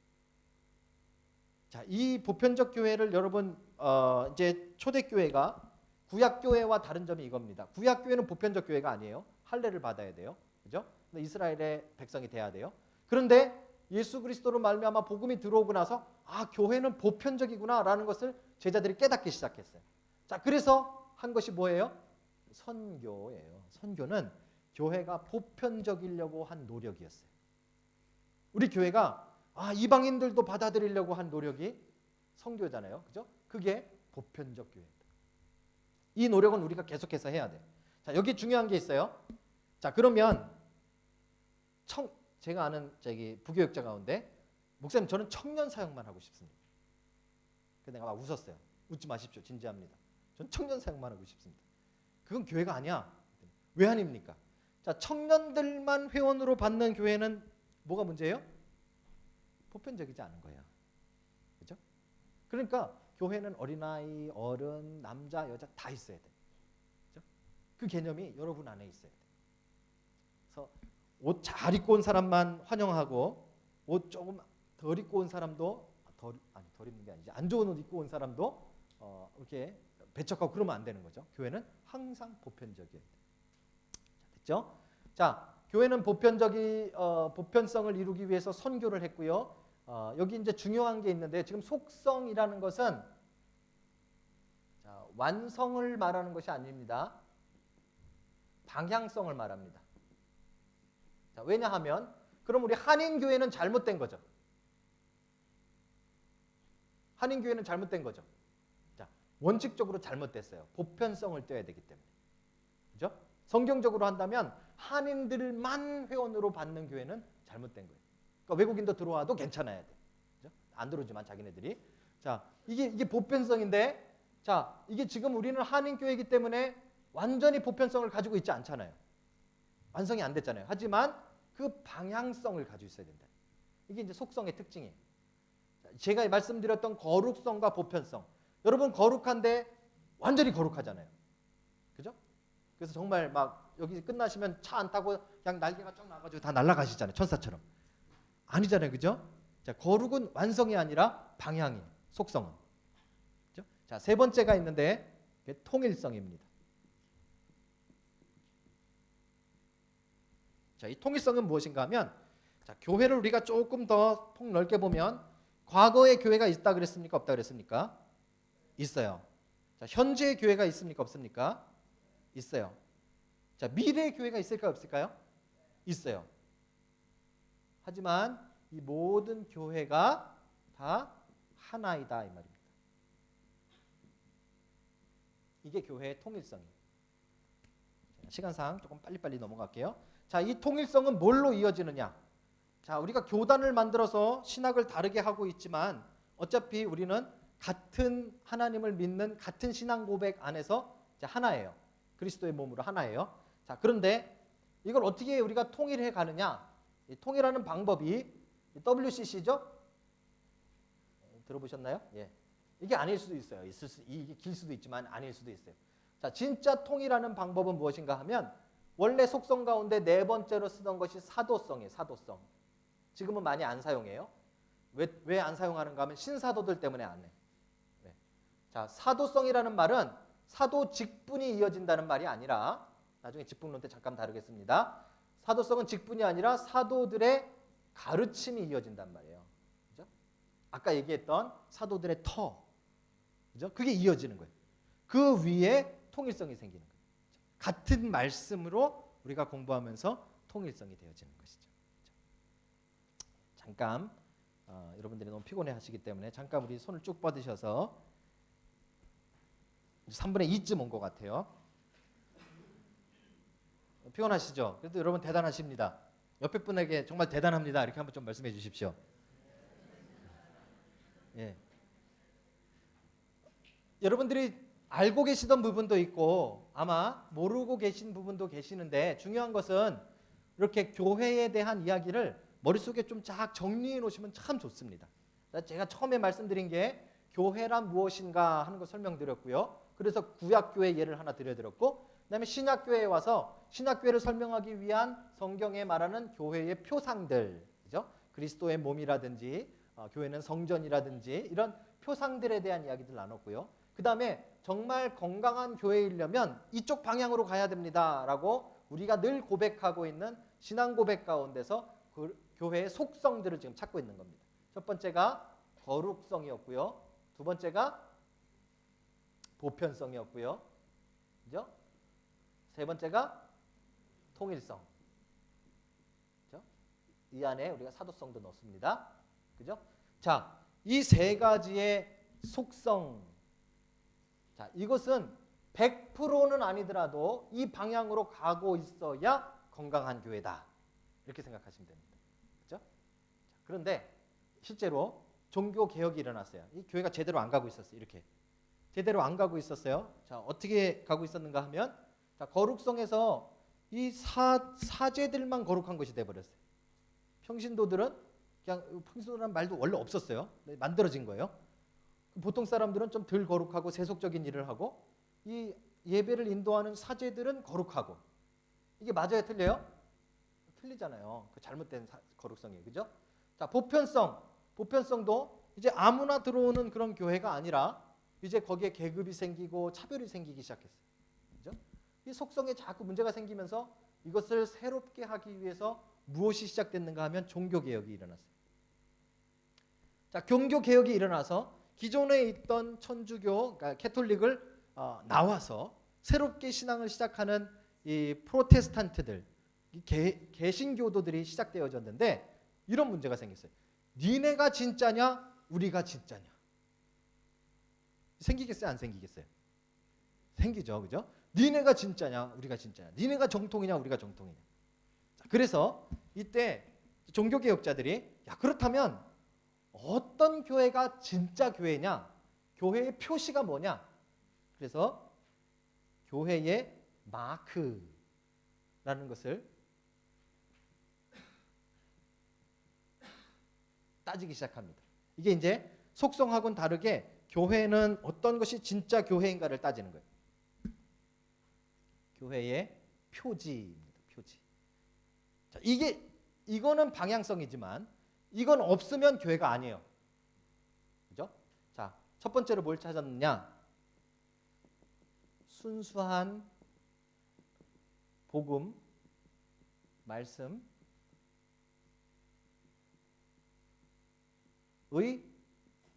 순수한 선포. 자, 그 교회에 정말 순수한 복음의 순수한 선포가 있느냐? 이게 교회의 마크, 표지입니다. 복음이 없으면 교회가 아닙니다. 요즘 종교 다원주의 있잖아요, 그죠? 우리 같이 사용하는 키위교회도 참 한심해 죽겠어요, 가끔. 지난번에 교회 건물을 팔았는데 잘 팔았대. 어떻게 잘 팔았냐니까 130만 불 받았대요. 잘했다. 어디가 그렇게 샀냐 그랬더니 불교 커뮤니티가 샀대요. 그게 무슨 말이냐? 교회 건물을 왜 불교 커뮤니티에 팔았냐? 그랬더니 그래도 거기 예배 드리잖아. 근데 벙쪘어요. 그런 얘기하는 장로님들하고 얘기하다가 내가 여러분 그게 맞아요, 틀려요? 아니에요. 우리는 이 순수한 복음을 가지고 있어야 교회예요. 자, 순수한 복음은 무엇입니까? 예수 그리스도께서 하나님의 아들이신 것과 그가 우리를 위해 십자가에 달려 돌아가신 사실을 믿는 것이죠. 그죠? 자, 거기에는 중요한 사실이 하나 있는데 예수님이 하나님인 걸 믿어야 돼요. 그죠? 이거 생각보다 사람들이 잘 안 믿습니다. 예수님이 그냥 훌륭한 성자인 건 믿지만 예수님이 정말 성자 하나님인 걸 믿는 경우가 별로 없습니다. 이거를 선포하고 있어야 돼요. 그죠? 자, 또 하나는 그리스도가 죽은 걸 믿어야 돼요. 예수님이 돌아가신 것.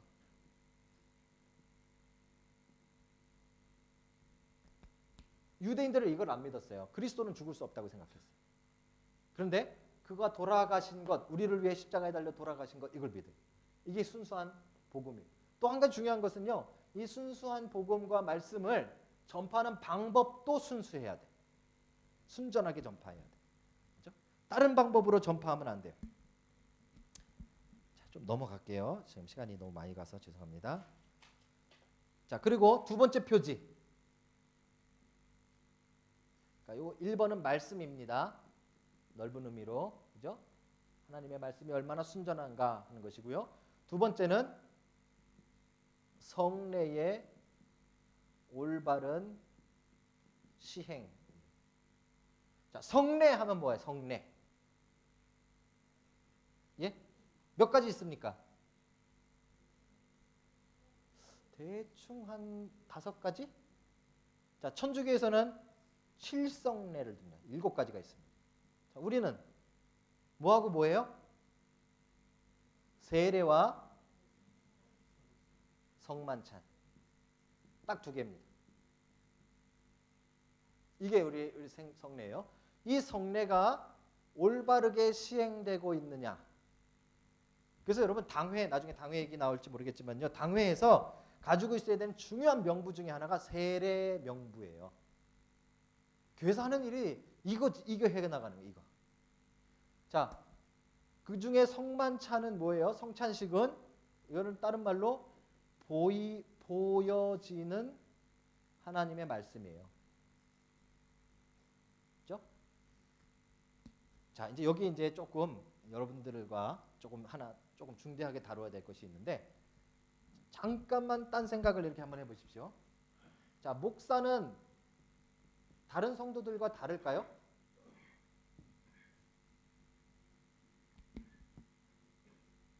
가끔 우리 그런 말씀하시는데 목사에게 잘못하면 벌 받는다. 저한테 잘못하고 잘 사시는 분 많습니다. 더 잘 되는 경우도 있어요. 더 잘 된다고 그러지 마시고. 그죠? 자, 목사는 계급상 성도와 다르지 않습니다. 교회는 계급이 없습니다. 아까 보편적 교회 얘기했지 않습니까? 그죠? 자, 목사를 우리가 위해야 될까요? 안 위해야 될까요? 안 위하자니 또 뒤에 허목사님 계시고 또 위해자니 또 좀 이상한 것 같고. 자, 목사 자체에는 아까도 처음에 제가 말씀드렸지만 목사 자체에는 어떤 신비한 것이 있지 않습니다. 하지만 이 교회가 점점 정리되면서 어떤 것이 진짜 교회인가 아닌가를 구별하다가 이 표지를 강조하게 되다 보니까 이 표지를 아무나 복음을 전하다 보니까 이 얘기 저 얘기가 나와요. 그죠? 아무나 성찬식 처음에 세례는 누구나 줬습니다. 그런데 이 사람 저 사람 세례를 주니까 너 누구한테 받았어? 지나가다 누구한테 받았는데 왜 복잡해져 버리는 거예요. 그래서 이 두 가지를 순수하게 실행하기 위해서 사람들을 훈련하여 뽑고 세우기 시작했습니다. 그게 목사입니다. 자, 목사는 영어로 물론 뭐 파스터라는 말도 있지만 장로교에서 제일 많이 쓰는 말은 미니스터입니다. 미자가 이게 맞나요? 괜히 스펠링 쓰면 안 되겠다. 미니스터. 미니스터예요. 미니스터. 미니스터라는 말의 뜻은 무엇입니까? 예, 섬기는 자라는 뜻이에요. 섬기는 자. 우리 뭐 프라임 미니스터 뭐 이런 거 있잖아요. 그렇죠? 제가 해외 나가면서 이렇게 직업란에다가 미니스터 딱 쓰면 대단해 보이는 거죠. 앞에다 꼭 처치자를 써야 되는데 처치자 안 쓰고 미니스터만 쓰면 안 돼요. 그죠? 그건 무슨 뭐 저기인 줄 알고 장관급 되는 줄 알고 그러면 안 됩니다. 자, 섬기는 자라는 뜻이에요. 미니스터라는 말은. 자, 뭘 섬기는 겁니까? 성도들요?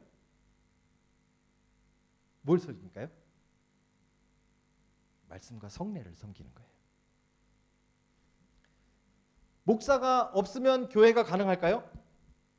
가능합니다. 목사가 없어도 가능합니다. 하지만 아까 말씀드렸듯이 이 바른 표지를 가질 교회면은 목사가 꼭 있어야 됩니다. 왜냐하면 그것을 위해서 훈련하여 따로 세운 사람이기 때문에 그래요. 우리 허 목사님은 신방을 잘 하시는데 저는 신방을 잘 못합니다. 그래서 우리 성도님들 불만 가운데 하나가 목사님 제발 전화 좀 하십시오. 왜 카톡 가지고 안 돼요? 그러니까 요즘 어른들은 카톡 보기 잘 보이지도 않고 좀 전화로 하라고 막 그러시더라고요. 그죠? 신방 좀 많이 해달라는 거예요. 그런데 신방은 중요합니다. 목양하는 일이니까. 그런데 제일 중요한 거는요. 목사에게 제일 여러분들이 기대하셔야 될 것은 말씀. 자, 그래서 이제 여기서 잠깐 이제 장로의 역할이 하나 나오는데요. 자, 장로는 진짜 뭐 하는 사람인가 하면 우리는 사도행전 말씀 가지고 장로는 행정, 목사는 영적인 말씀. 맞아요? 틀려요? 땡입니다. 땡. 절대로 아닙니다. 절대로. 행정은 오히려 안수 집사님들이나 성도들이 해야 되는 일이에요. 장로님들은 뭐 하셔야 돼요? 예? 뭐 하셔야? 예. 자, 목사가 하나님의 말씀을 증거하면 그 말씀을 같이 섬기는 자들이에요. 그래서 그 말씀대로 성도들이 사는가를 돌보는 사람이에요. 장로는. 원래 장로의 개념은요. 그죠? 그래서 사실은요. 장로님들도 말씀 사역하시는 거예요. 직접 가르치시지 않더라도 오늘 설교 때 제가 말씀드렸지만 많이 떠들면 뭐 합니까? 그 말씀대로 살아야지. 그 역할을 장로님들이 사실 하는 거예요. 그렇죠? 대단한 역할이죠. 그렇죠? 자, 그래서 목사 자체보다는 목사에게 교회가 맡긴 이 직이 굉장히 중요한 거예요. 그렇죠? 그게 교회의 표지예요. 말씀이고 성례예요. 하나가 더 있습니다. 권징이라는 말을 쓰기도 하고요. 또는 칠의라는 말을 쓰기도 하는데 권징의 올바른 이것도 실행이라 할까요? 시행. 자, 교회에 권징이 있어야 됩니다. 권징. 좀 칠의. 자, 조금 아까 제가 당회라는 말씀을 드렸는데 자, 당회는 칠의회입니다. 자, 칠의라는 말, 권징이라는 말을 여러분들 들으시면 기분 나쁘십니다. 야단치나 보다. 야단치는 게 아니고요. 하나님의 말씀대로 바르게 살도록 하는 모든 행위가 다 권징이에요. 7이에요. 거기는 권면도 들어가고요, 신방도 들어가고요. 그죠? 거기에는 또 잘못했을 때 수찬정지라든지 하는 그런 벌도 들어가는 겁니다. 제가 그 터키를 한번 갔는데요. 촌놈이 먼 데 가가지고 참 호강했죠, 그죠? 그 터키에 가면 데린구유라는 데가 있습니다. 그 로마에 있는 카타콤처럼 지하로 막 9층, 10층까지 파놓은, 그래서 기독교인들이 숨어 있었던 그런 장소입니다. 몸을 이렇게 쭈그리고 들어가야 돼요. 거기 들어갔다가 여기 참된 교회 최유한 목사님하고 저하고 사진 찍다가 길을 잊어버렸어요. 구멍이 여기저기 막 있는데 사람 소리는 나는데 어느 구멍으로 나가는지 모르고. 진짜 복잡해. 저는 여러분 거기 제가 순교할 뻔했습니다. 못 나오고. 그래도 이렇게 본 건 하나님의 은혜예요, 그죠? 그런데 거기 밑에 갔더니요, 뭐가 있는가 하면 교회 예배드리던 터가 이만큼 넓은 데가 있어요. 구멍은 이렇게 좁은데 안에 들어가니까 넓은 데가 있어요. 그리고 그 앞에 이런 기둥이 있는데 기둥에 이렇게 구멍이 뚫려져 있어요. 그래서 물어봤어요. 가이드 하시는 강도사님에게 저게 무엇인가? 그랬더니요, 말씀대로 잘 안 살고 공동체 안에 문제를 일으키면 거기다 이렇게 줄을 묶어가지고요, 매달아 놓고 밤새도록 벌을 준대.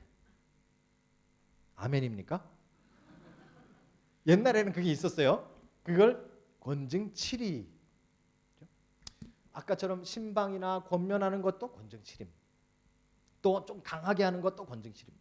중요한 것은 성도가 하나님의 말씀대로 올바르게 살아가도록 그것을 돕는 모든 행위는 다 7이고 권징입니다. 그렇죠? 문제는요, 이게 사라져버렸어요. 지금 교회. 이게 사라져버렸습니다. 여러분 혹시 이 자리에 계신 분들 죄송하지만 제가 오늘은 좀 강하게 얘기해서, 교회에서 권징하면은 이 교회 소명교회 계속 다니실 분 계세요? 뭐 손은 드실지 모르겠지만 실제로 제가 하늘의 교회 있을 때도 그렇고요, 여기 와서 이민교회에서 특별히 목회하면서 권징 특별히 수찬정지나를 벌을 받으시면서 그 교회 끝까지 남아 있었던 사람은 아무도 없어요. 딴 교회 가면 되지. 딴 교회 가면 다 좋아하는데, 그죠? 이게 우리 공동체의 지금 문제점이에요. 그러니까 목사님들도 이걸 못해요. 신방 권면은 해요. 에이, 집사님 왜 그러십니까? 이것까지는 해요. 그런데 집사님, 하나님 말씀대로 이러시면 안 됩니다. 이거 못해요. 저도 목사지만 못해요. 집사님, 이러시면 안 됩니다. 목사님, 이러시면 안 됩니다. 이러고 나오시거든요. 무서워요. 못해요. 교회 권징이 사라졌어요. 근데 놀라운 사실은요, 권징이 없어지면 교회가 아니에요. 교회가. 우리 특별히 이민교회를 섬기는 여러분들과 제가 정말 회복해야 되는 거, 말씀, 성례, 그리고 권징이에요. 그렇죠? 교회 공동체가 정말 하나님의 능력과 사랑 가운데 뭉쳐져 있으면 그 가운데서 하나님의 말씀대로 바르게 살지 않는 사람들 야단칠 수 있어야 돼요. 여러분 이민교회에 같이 성도로서 같이 신앙생활하면서 카지노 다니시는 분들도 있고요, 뭐 밖에서 다른 짓 하시는 분들 많아요. 그런데 교회가 뭐라고 못해요. 한국 교회에서 요즘 설교할 때 못 쓰는 단어가 있어요. 이혼, 불륜. 이 단어 이제 목사님들이 사용을 안 하세요. 왜요? 하면 그 가운데 10%, 20%가 다 걸려 있거든. 다 기분 나빠하거든. 제가 오늘 마지막이라고 생각하고 세게 합니다. 권징 이거 살아나야 돼요. 교회 이거 같이 살려야 돼. 그죠? 교회 그리스도의 몸, 내가 절대로 이 그리스도의 몸에서 떨어질 수 없다. 떨어지면 죽는다. 이 생각이 있으시면요, 이 생각이 있으시면 권징을 받아들이죠. 우리가 하나님 나에게 말씀하시는구나. 하나님 나를 가르치시는구나. 근데 우리의 마음이 그렇지 못한 것은 아직 우리가 이 교회에 대해서 잘 모르기 때문에 그렇습니다. 여러분 교회는 그리스도의 몸이고요, 절대로 떨어질 수 없고요. 그 교회의 특징은 표지는 말씀과 성례와 치리입니다. 이 세 가지가 있으면 교회고 없으면 교회가 아닙니다. 속성은 방향성입니다. 덜 거룩해도 교회입니다. 그죠? 덜 보편적이어도 교회입니다. 통일이 조금 덜 돼도 우리의 소원은 통일, 그러고 살아가시면 됩니다. 그런데 표지는 꼭 있어야 돼요. 이게 진짜 참된 교회다. 그래서 이제 여러분들이 교회를 옮기시려면, 이거 가르쳐 드려야 되나요, 목사님? 교회를 옮기시려면 이제 이명이라는 걸 하게 됩니다. 그렇죠? 내가 이 공동체에서 이 공동체로 옮겨간다. 원칙적으로 교회론적으로 보면 이게 사실은 특별하게 한국 살다가 뉴질랜드 오지 않는 한은 가능한 일이 아닙니다. 하나님이 나를 거기에 넣어주셨는데 그 공동체에 부르셨는데 내가 마음대로 나는 발이 아니다 그러고 나올 수 있습니까? 없는 거죠. 저 사람이 나보러 너 저기 손이 아니니까 나가라 그럴 수 있습니까? 없는 거죠. 그렇죠? 제가 아는 장로님 한 분은 제주도 출장 갔는데 비행기 타고 가서 자기네 교회 예배를 드리셨대 주일날. 그리고 다시 가서 일 보셨대. 처음에 제가 아이고 참 유난하시다 그러셨는데 그게 맞는 거예요. 사실은 우리는 너무 우리가 속한 교회에 대해서 너무 가볍게 여기잖아요. 그렇죠? 여러분 하나님이 여러분을 이 소명교회에 보내주셨다면 하나님이 여러분을 이 자리에 넣어주신 거잖아요. 그렇죠? 이제는 이걸 깨달았으니까 하나님이 넣어주신 것을 여러분들이 마음대로 이래라 저래라 옮기실 수 없는 거예요. 뿐만 아니라 시집이라는 단어, 시집 간다라는 말을 아시잖아요. 시집 갈 때 지금은 그 남편만 좋으면 가죠. 원래 시집이라는 말은 그 남편뿐만 아니라 그 집 식구들하고 사는 거예요. 여러분들이 예수님이 좋아서 예수님과 결혼했으면 예수님의 식구들하고 살 각오가 돼 있어야죠. 예수님의 식구들, 그 시누이들 대단합니다. 그래도 살아야죠. 왜요? 예수와 결혼했기 때문에. 그게 교회의 표상이고 속성이고 표지입니다. 마지막으로요. 지금 제가 말씀드린 건 다 유기체적 교회에 대한 이야기입니다. 교회가 생명체와 같다라는 개념을 가지고 이걸 지금 설명드린 거고요. 이 유기체적 교회는 조직체로 존재합니다. 자, 이게 무슨 말인가 하냐면요. 교회는 그리스도가 머리가 되시고 몸이 되는 교회, 온 세계에 편마해 있고 온 세상, 온 시대에 존재하는 겁니다. 그렇죠? 그래서 100년 전에 돌아가셨어도 그리스도 안에서 돌아가신 분은 우리와 한 몸을 이루고 있는 것입니다. 그런데 이 교회는 무형교회입니다. 보이지가 않아요. 그렇죠? 이 무형교회는 어떤 식으로 존재하는가 하면 유형교회로 존재합니다. 무슨 이야기인가 하면 여러분들이 정말 그리스도의 몸인가? 여러분들이 정말 하나님만 아시는 이 무형교회의 회원인가? 어떻게 알 수 있는가 하면 여러분들이 유형교회에 가입함으로 알아볼 수 있습니다. 그런데 문제는 유형교회는 모든 성도가 다 무형교회 성도이죠? 참 어렵다 그랬죠. 그죠? 아닙니다. 여기는 거짓 백성이 있고 참 백성이 있습니다. 와, 하나님이 이게 참 힘들게 만들어 놓으셨어요. 참 백성만 모아놔도 우리끼리 힘들어 죽겠는데 우리 안에 분명히 하나님의 부르심을 입지 못한 거짓 백성도 유형교회 안에 존재한다는 말이에요. 이건 누구만 아세요? 이 교회는. 그래서 요 참 백성들만 모아놓은 요 교회는 하나님만 아시는 교회. 그렇죠? 근데 이 교회에 내가 소속됐는가를 알기 위해서는 유형교회로 존재해야 돼. 그러니까 여러분들이 지교회인 소명교회에 소속되지 않으면서 나는 하나님의 교회의 그리스도의 몸이다라고 말할 수 있습니까? 없어요. 그 착각이에요. 착각. 이거를 주장했던 사람이 우찌무라 간조입니다. 우찌무라 간조 참 좋은 분이에요. 책도 참 멋있어요. 그분 참 감동스럽습니다. 근데 그분이 주장하던 게 무교회주의입니다. 자, 쿼크 교도들, 그 사람들은 이 유형교회 자체를 존재를 어느 정도 인정하지만 거기 있는 직분을 다 인정하지 않습니다. 그렇죠? 이러면 문제가 있는 거예요. 왜냐하면 무형교회는 유형교회로 존재하는데 유형교회는 곧 조직체이기 때문에 그렇습니다. 조직체. 자, 조직체라는 말, 하나님이 정말 그 조직체로 우리가 존재하기를 원하는가? 자, 구약을 보면 구약교회는 어떻게 존재했는가 하면 하나님이 조직체로 만들기 위해서 세 가지의 직분을 줍니다. 직임. 뭐가 있죠? 왕, 제사장, 그 다음에 선지자. 예, 이제 피곤하니까 갈 때까지 가자 그러고 막 아무거나 말씀하시면 안 돼요. 예, 선지자 하셨어요. 권사님 말씀드렸어요. 왕, 제사장, 선지자. 그죠? 이 세 사람들은 대부분 특별히 하나님이 기름 부으셨어요. 그죠? 그래서 기름 부음 받은 자라는 말이 그리스도예요. 그리스도. 자, 이것은 구약 교회의 모습인데 이 직임은 현재 이 직임이 존재할까요? 안 존재할까요?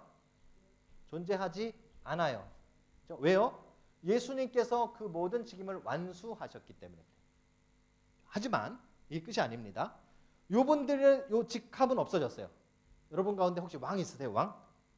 우리 남자 어른들 그 TV 보니까 술 드시다가 왕 게임 뭐 이런 거 하신다면서요? 그럼 하지 마세요. 예, 왕 없어요 우리 안에. 제사장 없어요. 선지자 없어요.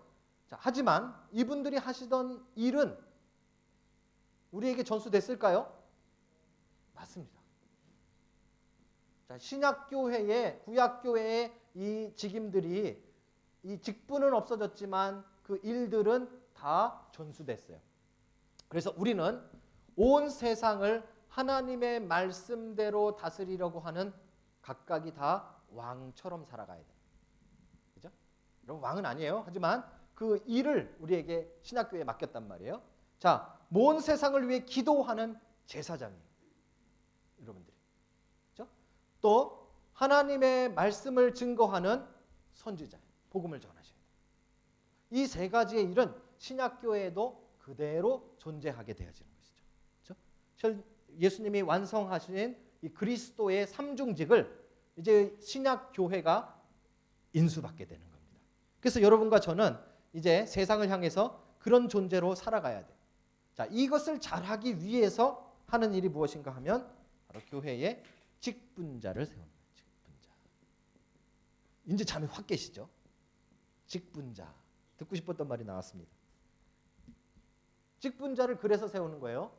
그러니까 직분자는 교회에 30년 다니셨는데 집사님이라고 부르기에는 좀 연세가 많고 그렇다고 해서 뭐 다른 걸로 부를 수는 없고 그러니까 어떻게 불러야 될까? 우리가 이제 장로 이러면 안 되는 거예요.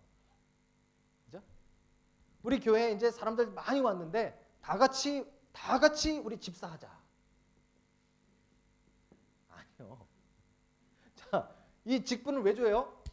이 세 가지의 구약 교회가 가지고 있었던 조직에 가지고 있었던 그 직임을 신약 교회가 인수받으면서 그 일을 감당하기 위해서 교회에게 맡겨주신 자들이 직분자예요. 그러니까 뭐가 되셨든지 간에 이 세 가지 일을 잘 감당하시고 또 한 가지 교회를 세우는 일을 하셔야 됩니다.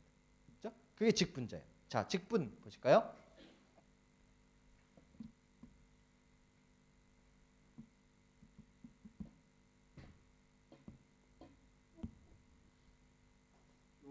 직분자들과 거기에 대한 리더십에 대해서는 우리 이제 남 목사님이 다음 주에 자세하게 설명을 해주실 거니까요. 저는 이제 간단하게 이 직분에 대해서 좀 설명을 합니다. 자, 아까 이제 받은 그 세 가지 직임을 이제 어려운 말로 어렵진 않습니다.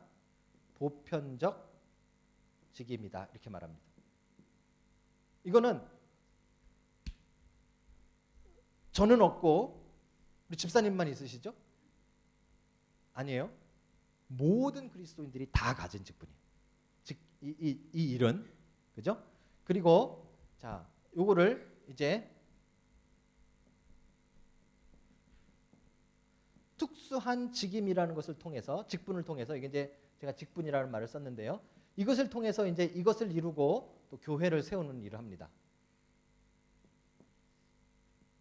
그죠? 자, 요거를 하는데 자, 그거를 할 때 그럼 이렇게 볼게요. 교회를 맨 처음에 세울 때 하나님이 사용하신 사람들이 있죠?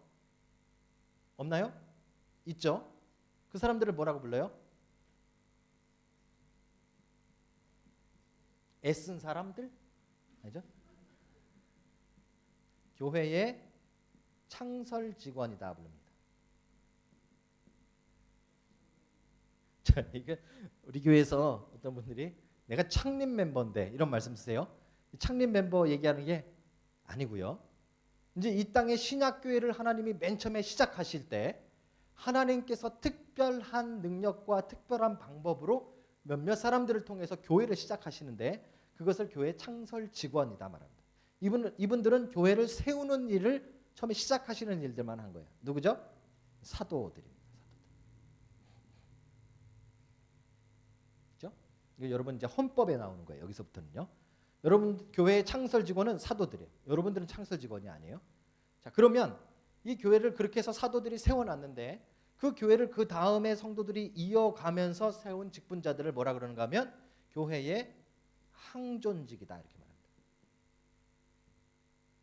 자, 항존직이라는 말은 여러분들이 한번 소명교회에서 장로가 되면 다른 교회 가서도 죽어도 장로가 계속 되시는 거죠. 그죠? 그래서 항상 존재한다. 그래서 항존직이죠. 아니니까 물어보겠죠. 그죠? 자, 아니에요. 아니에요. 여러분 요 공동체에서 세우셨으면 요 공동체 안에서 그 직분이 유효한 겁니다. 사실은. 그죠? 다른 그리스도의 몸이기 때문에 같은 교단이나 다른 공동체에서 이명을 통해서 정상적인 방법으로 그쪽에서 받아주면 그 직함을 이어가시지만 그 직임을 이어가시지만 그렇지 않고 요 교회에서 그 목적을 위해 여러분들을 세우셨으면 요 교회 공동체에 그 일을 위해 세움받은 겁니다. 아까 제가 설명드렸는데요. 그럼 이 항존직은 무엇이냐? 예수 그리스도께서 오실 때까지 이 사람들은 창설하는 일만 하고 이 직분들은 예수 그리스도께서 오실 때까지 계속 존재해야 되는 직분이다 이 말입니다. 여러분이 받은 게 오래 간다는 이야기가 아니라 이 직분은 항상 존재해야 된다. 뭐가 있습니까?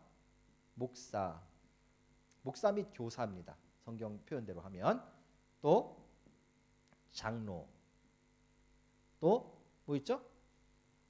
자, 안수집사. 자, 우리가 보통 안수집사라고 말하지만 원래는 집사가 다 안수집사예요. 성경에서 말해요. 우리가 요거를 조금 편의상 서리집사라 구별하기 위해서 안수자를 안수받았기 때문에 붙인 거죠. 그다음에 또 하나가 뭐 있습니까? 자, 이 권사라는 직분은요. 사실 한국 교회만 있습니다. 그런데 권사는 우리 지금 헌법에 새로 생긴 헌법에도 이렇게 바뀌어 있는데 안수 집사 여자 집사를 말해요. 여자 집사. 그렇죠? 근데 대부분 교회들 가보면 저희 교회도 마찬가지지만 권사가 대부분 장로님 와이프가 되실 가능성이 높아요. 그러면 대부분 실제적인 파워는 장로보다 위에 있죠. 이게 우리 한 교회에서만 나타나는 놀라운 사실입니다. 이건 우리 비밀로 합시다. 예. 예. 자, 이렇게 자 안수 집사 안에 권사도 들어간다고 생각하시고요. 자, 요게 이제 항존직이에요. 요거는 이제 교회가 마지막에 하나님 나라 완성할 때까지 교회 안에 항상 존재해야 하는 직이에요. 요즘 이제 이거를 파괴하려고 하는 우리 시도가 참 많아요, 그죠? 이게 뭐가 교회론의 문제가 있는 거예요. 창설 직원은 우리가 될 수가 없어요. 교회를 시작할 때 하나님이 특별하게 쓰신 그때, 그래서 거기에는 특별한 능력들이 나타났어요. 그래서 그 사도들이 다 그 일들을 했고요. 그 다음부터는 항존직을 통해서 교회를 유지해가는 유지. 그죠? 그래서 목사, 장로, 안수집사. 이게 하나님이 이제 맡겨주신 이 조직체로서 특별한 직임들이다. 이렇게 보시면 됩니다. 자, 이 직임들은 무엇에 따라서 이게 하나님이 맡겨주셨느냐 아니냐 어떻게 알 수 있어요? 그게 바로 은사입니다. 은사. 그러니까 은사는요 공동체 밖을 나가면 잘못된 거예요. 성경대로 한다면. 은사는 공동체 안에서 이 교회를 세우기 위해 하나님이 이 사람들을 구별하여서 이 사람은 요 은사로, 요 사람은 요 은사로, 요 사람은 요 은사로 교회 공동체를 세우기 위해 주신 것이기 때문에 이건 교회 공동체 밖으로 나가면 골치 아픈 거예요. 그렇죠? 그래서 병 고치는 은사가 있다 그래서 이 교회 저 교회 다니시면서 막 병을 고치고 다니시면 안 된단 말이에요. 원칙은. 하나님이 주신 그 공동체 안에서 그 공동체를 세우기 위해 첫째로 주신 것이 은사다. 이 개념을 기본적으로 물론 이제 나중에 조금 더 복잡한 이야기들을 할 수 있으면 하겠지만요. 지금 현재로서는 그렇게 보시면 됐다는 것이죠. 그렇죠? 자, 목사의 직임은 무엇입니까? 성도를 온전케 하는 거예요. 온전케 한다라는 이 말은 그물을 기워서 다시 사용할 수 있게 한다 이 말이에요. 하나님이 쓰실 수 있도록 거룩한다는 것이 하나님이 쓴다는 거잖아요. 그죠? 하나님이 쓰실 수 있도록 여러분들을 온전케 하는 일을 목사가 하는 거예요. 뭘로요? 말씀으로. 그러니까 못생긴 목사는 받아줄 수 있어도 말씀 게을리게 전하는 목사는 용서가 안 되는 거예요. 그렇죠? 이게 분명하셔야 돼요. 이제 생각에. 교회에 있어서 목사는 뭐 좀 못생겨도 괜찮고 물론 이렇게 잘생기고 말씀도 잘 전하고 이러면 더 좋죠, 그죠? 근데 그렇지 않아도 말씀이 연약해지면 그러면은 그 문제가 생기는 거죠. 자, 그죠? 장로는요, 아까 말씀드렸듯이 같이 협력해서 말씀으로 성도들을 세워가는 일들을 하는 것이죠. 이 장로는 나중에 그러니까 이게 사실 목사도 장로입니다. 목사는 장로인데 가르치는 장로고요. 자, 요것만 천주교에서 유지시켰어요. 그리고 다 없애버렸어요. 그래서 다스리는 장로라는 부분이 성경에 분명히 나오거든요. 근데 이 부분은 없어져 버렸어요. 천주교회 때. 그런데 요거를 종교개혁 때 다시 살린 것이 지금 우리가 말씀드리고 있는 장로님들입니다. 그죠? 자, 그리고요. 안수 집사님은 사도행전 6장에 보시면 나오는데 거기 집사라는 말이 아니고요. 원래 데콘이라는 말이 온 디아코네스 뭐 이런 말은 일꾼이란 뜻입니다. 일꾼. 그죠? 일을 안 하는데 집사님일 수 있죠?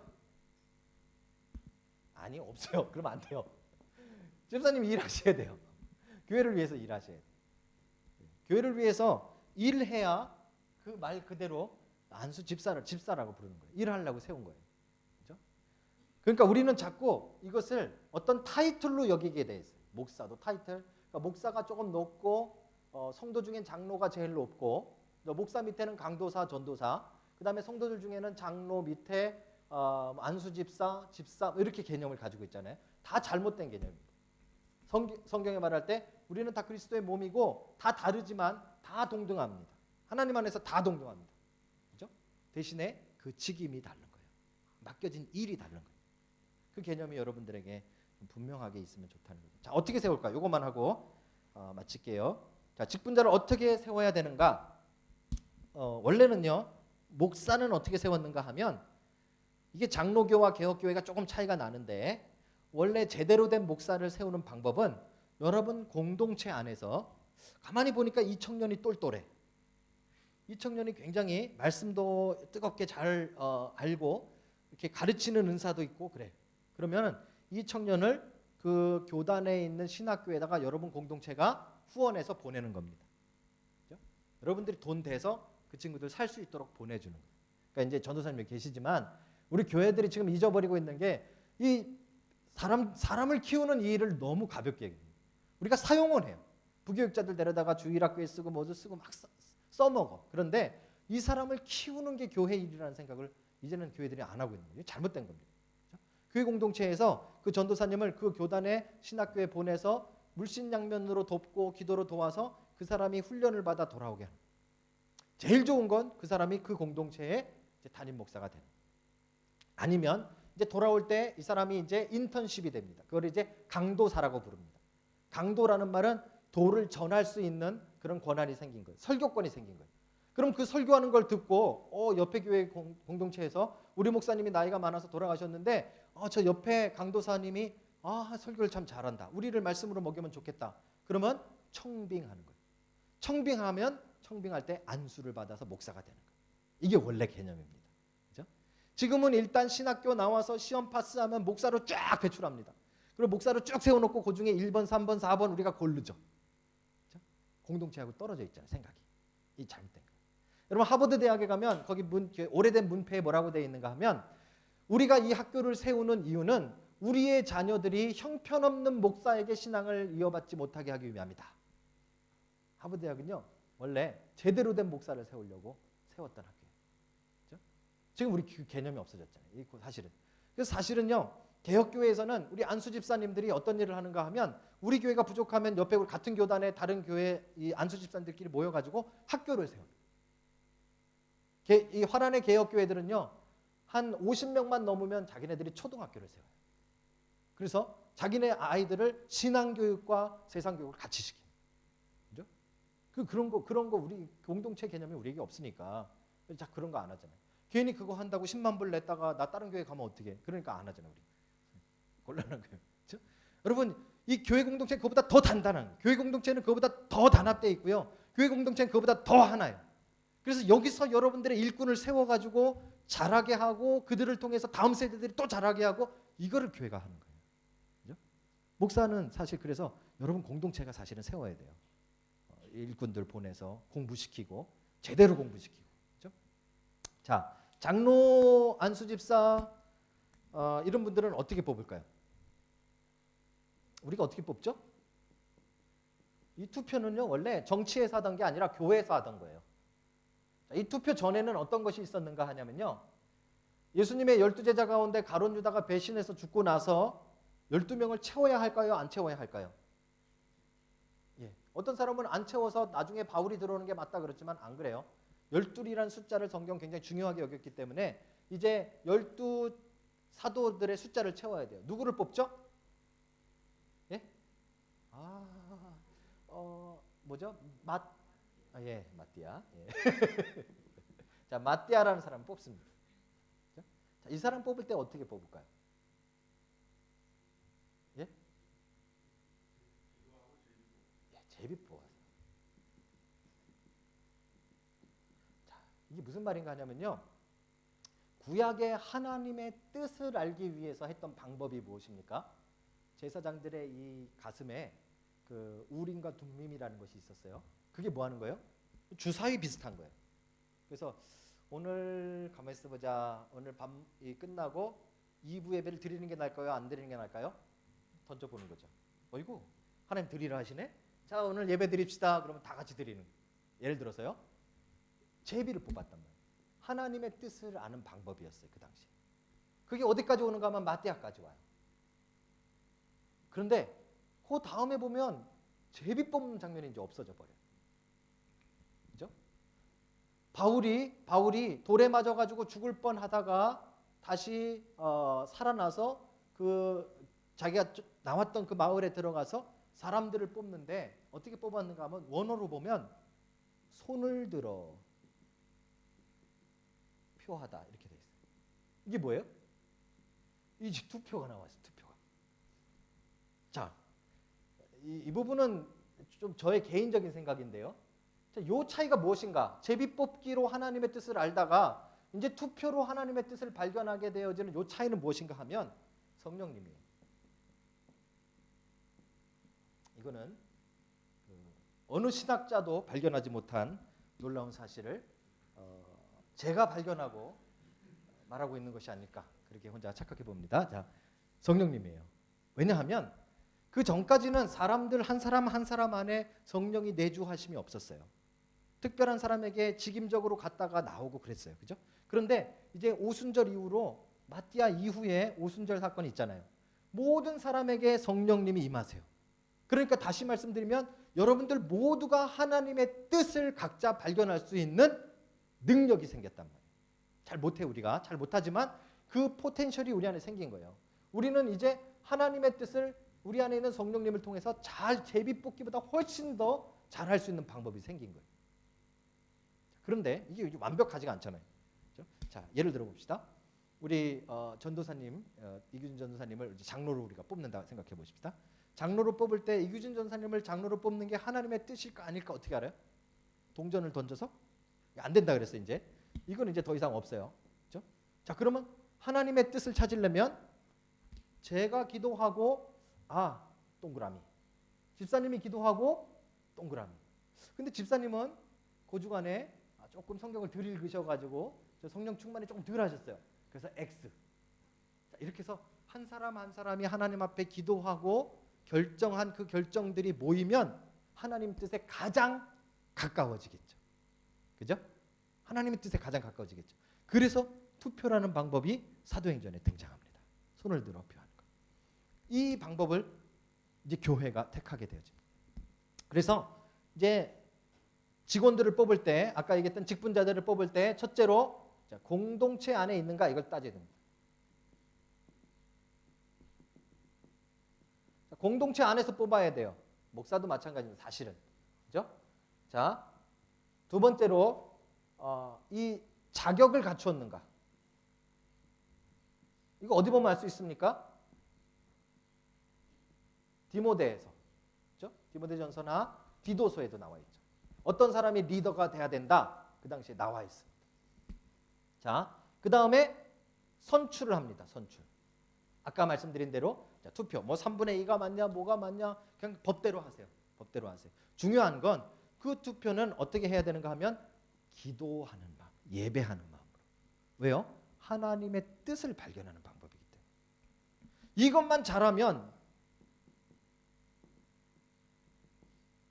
하나님의 뜻이라는 이 개념만 우리가 제대로, 투표가 하나님의 뜻이라는 이 개념만 제대로 가지고 있으면 직분자를 세우고 나서 교회가 어려울 리가 없어요. 근데 우리가 이거를 인정을 안 하는 거예요. 그렇죠? 여러분, 교회가 망가지는 여러 가지 이유 중에 하나가 뭔지 아십니까? 직분자 투표 다음에 장로님 세우고 난 다음에 꼭 교회가 망가져. 너무 안타까운 거예요. 목사님 새로 오고 나서 또 교회가 어려워요. 왜 그래요? 우리가 2명이 투표해서 뽑았다면, 투표할 때 여러분 생각이 아니라 하나님의 뜻을 찾는 거였다면 그 결과에 우리가 만족해야 되잖아요. 받아들여야 되잖아요. 공동체를 향한 하나님 뜻에. 그죠? 그렇기 때문에 기도하는 마음으로 뽑고 그 결과도 기도하는 마음으로 받아들이셔야 돼요. 이걸 우리가 생각하지 않으니까 그냥 인기 투표로 생각하니까 인기 투표가 아니에요. 우리가 하는 거는. 그래서 교회는 절대로 투표 뭐죠? 그 사전에 하는 거. 투표 선거 운동 이런 거 하시면 안 돼요. 그렇죠? 우리는 하나님의 뜻을 겸허하게 찾아야 되는 거예요. 그래서 우리 교회도 가끔 이런 분들 계세요. 이제 안수 집사 이렇게 후보 명단에 오르셔서 전화하면요. 목사님, 제가 뭐 그런 거 전 못 합니다. 안 합니다. 후보에서 빠지세요. 어떻게 보면 되게 겸손한 것 같은데 어떻게 보면 참 하나님의 뜻을 안 받아들이는 고집센 거예요. 내가 될지 안 될지도 아직 모르고 하나님의 뜻이 나를 향해 어떤 것인지 발견하셔야죠. 그죠? 그래서 이 자격을 갖춘 사람들 안에서 이 투표하고 이 하나님의 뜻을 발견해서 그 결과에 수긍하는 것이 제일 중요합니다. 그리고 나서는 기도와 안수로 세웁니다.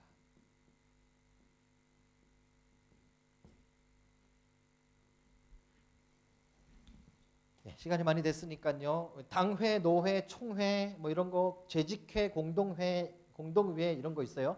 중요한 것만 하나 말씀드릴게요. 자, 당회, 노회, 총회는 7위회입니다. 그렇죠? 아까 말씀드렸듯이 교회에 하나님이 주신 권징과 7위, 말씀 뭐 이런 것들을 감당할 수 있도록 주신 단체는 당회, 노회, 이 총회입니다. 근데 이게 이제 개념이 조금 다른데요. 이게 상회, 하회가 아니에요.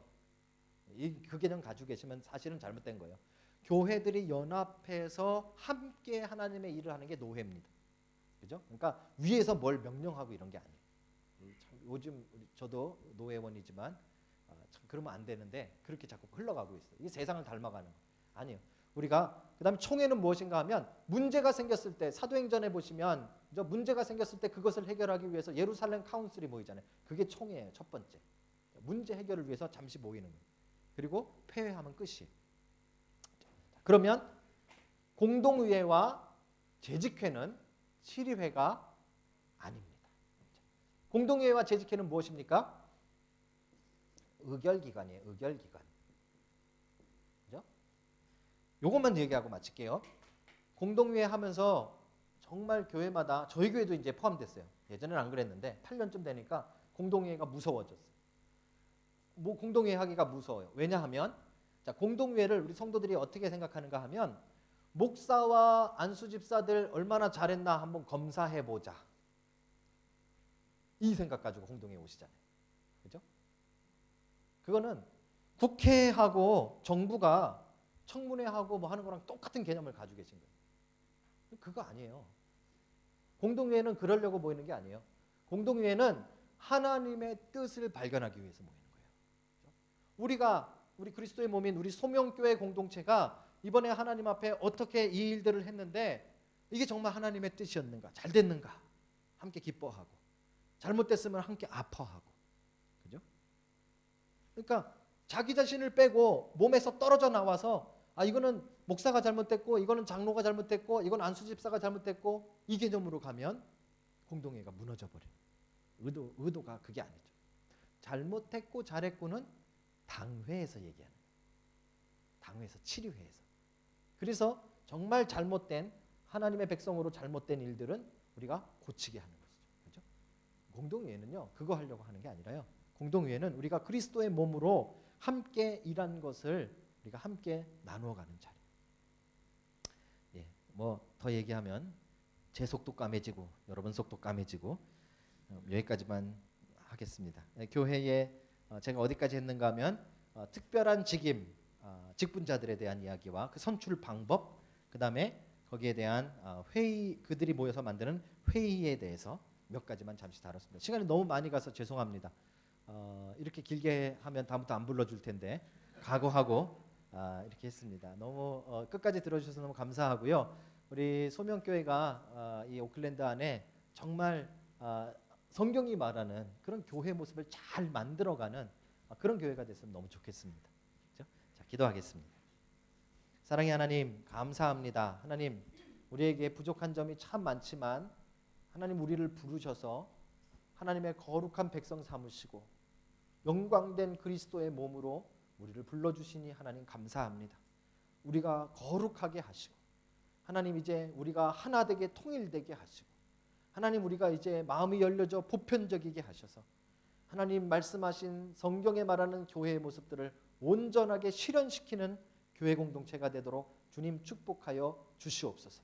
하나님 이 소명 공동체가 이제 다시금 살아나길 원하오니 하나님 나라를 원성해 갈 수 있도록 이 가운데 일꾼이 세워지게 하시고 이 가운데 하나님의 사역자들이 나오게 하시고 이 가운데 뜨겁게 하나님을 예배하며 하나님을 높이며 일상 가운데서도 하나님의 영광을 드러내는 자들이 많아지게 하여 주시옵소서. 하나님 감사합니다. 하나님 귀한 만남을 주셔서 또 부족한 죄인을 통하여 하나님 교회에 대하여 나누게 하신 것 감사합니다. 성경이 말씀하시는 교회가 잘 전달되게 하시고 잘못 전한 부분들이 있으시면 하나님 이들의 마음에서 지워주시고 하나님 기뻐하시는 모습으로 세워주시옵소서. 감사를 드리며 예수님의 이름으로 기도하였나이다. 아멘. 감사합니다. 감사합니다. 예, 수고해 주신 우리 목사님께 한 번 더 감사의 박수를 드리면 좋겠습니다.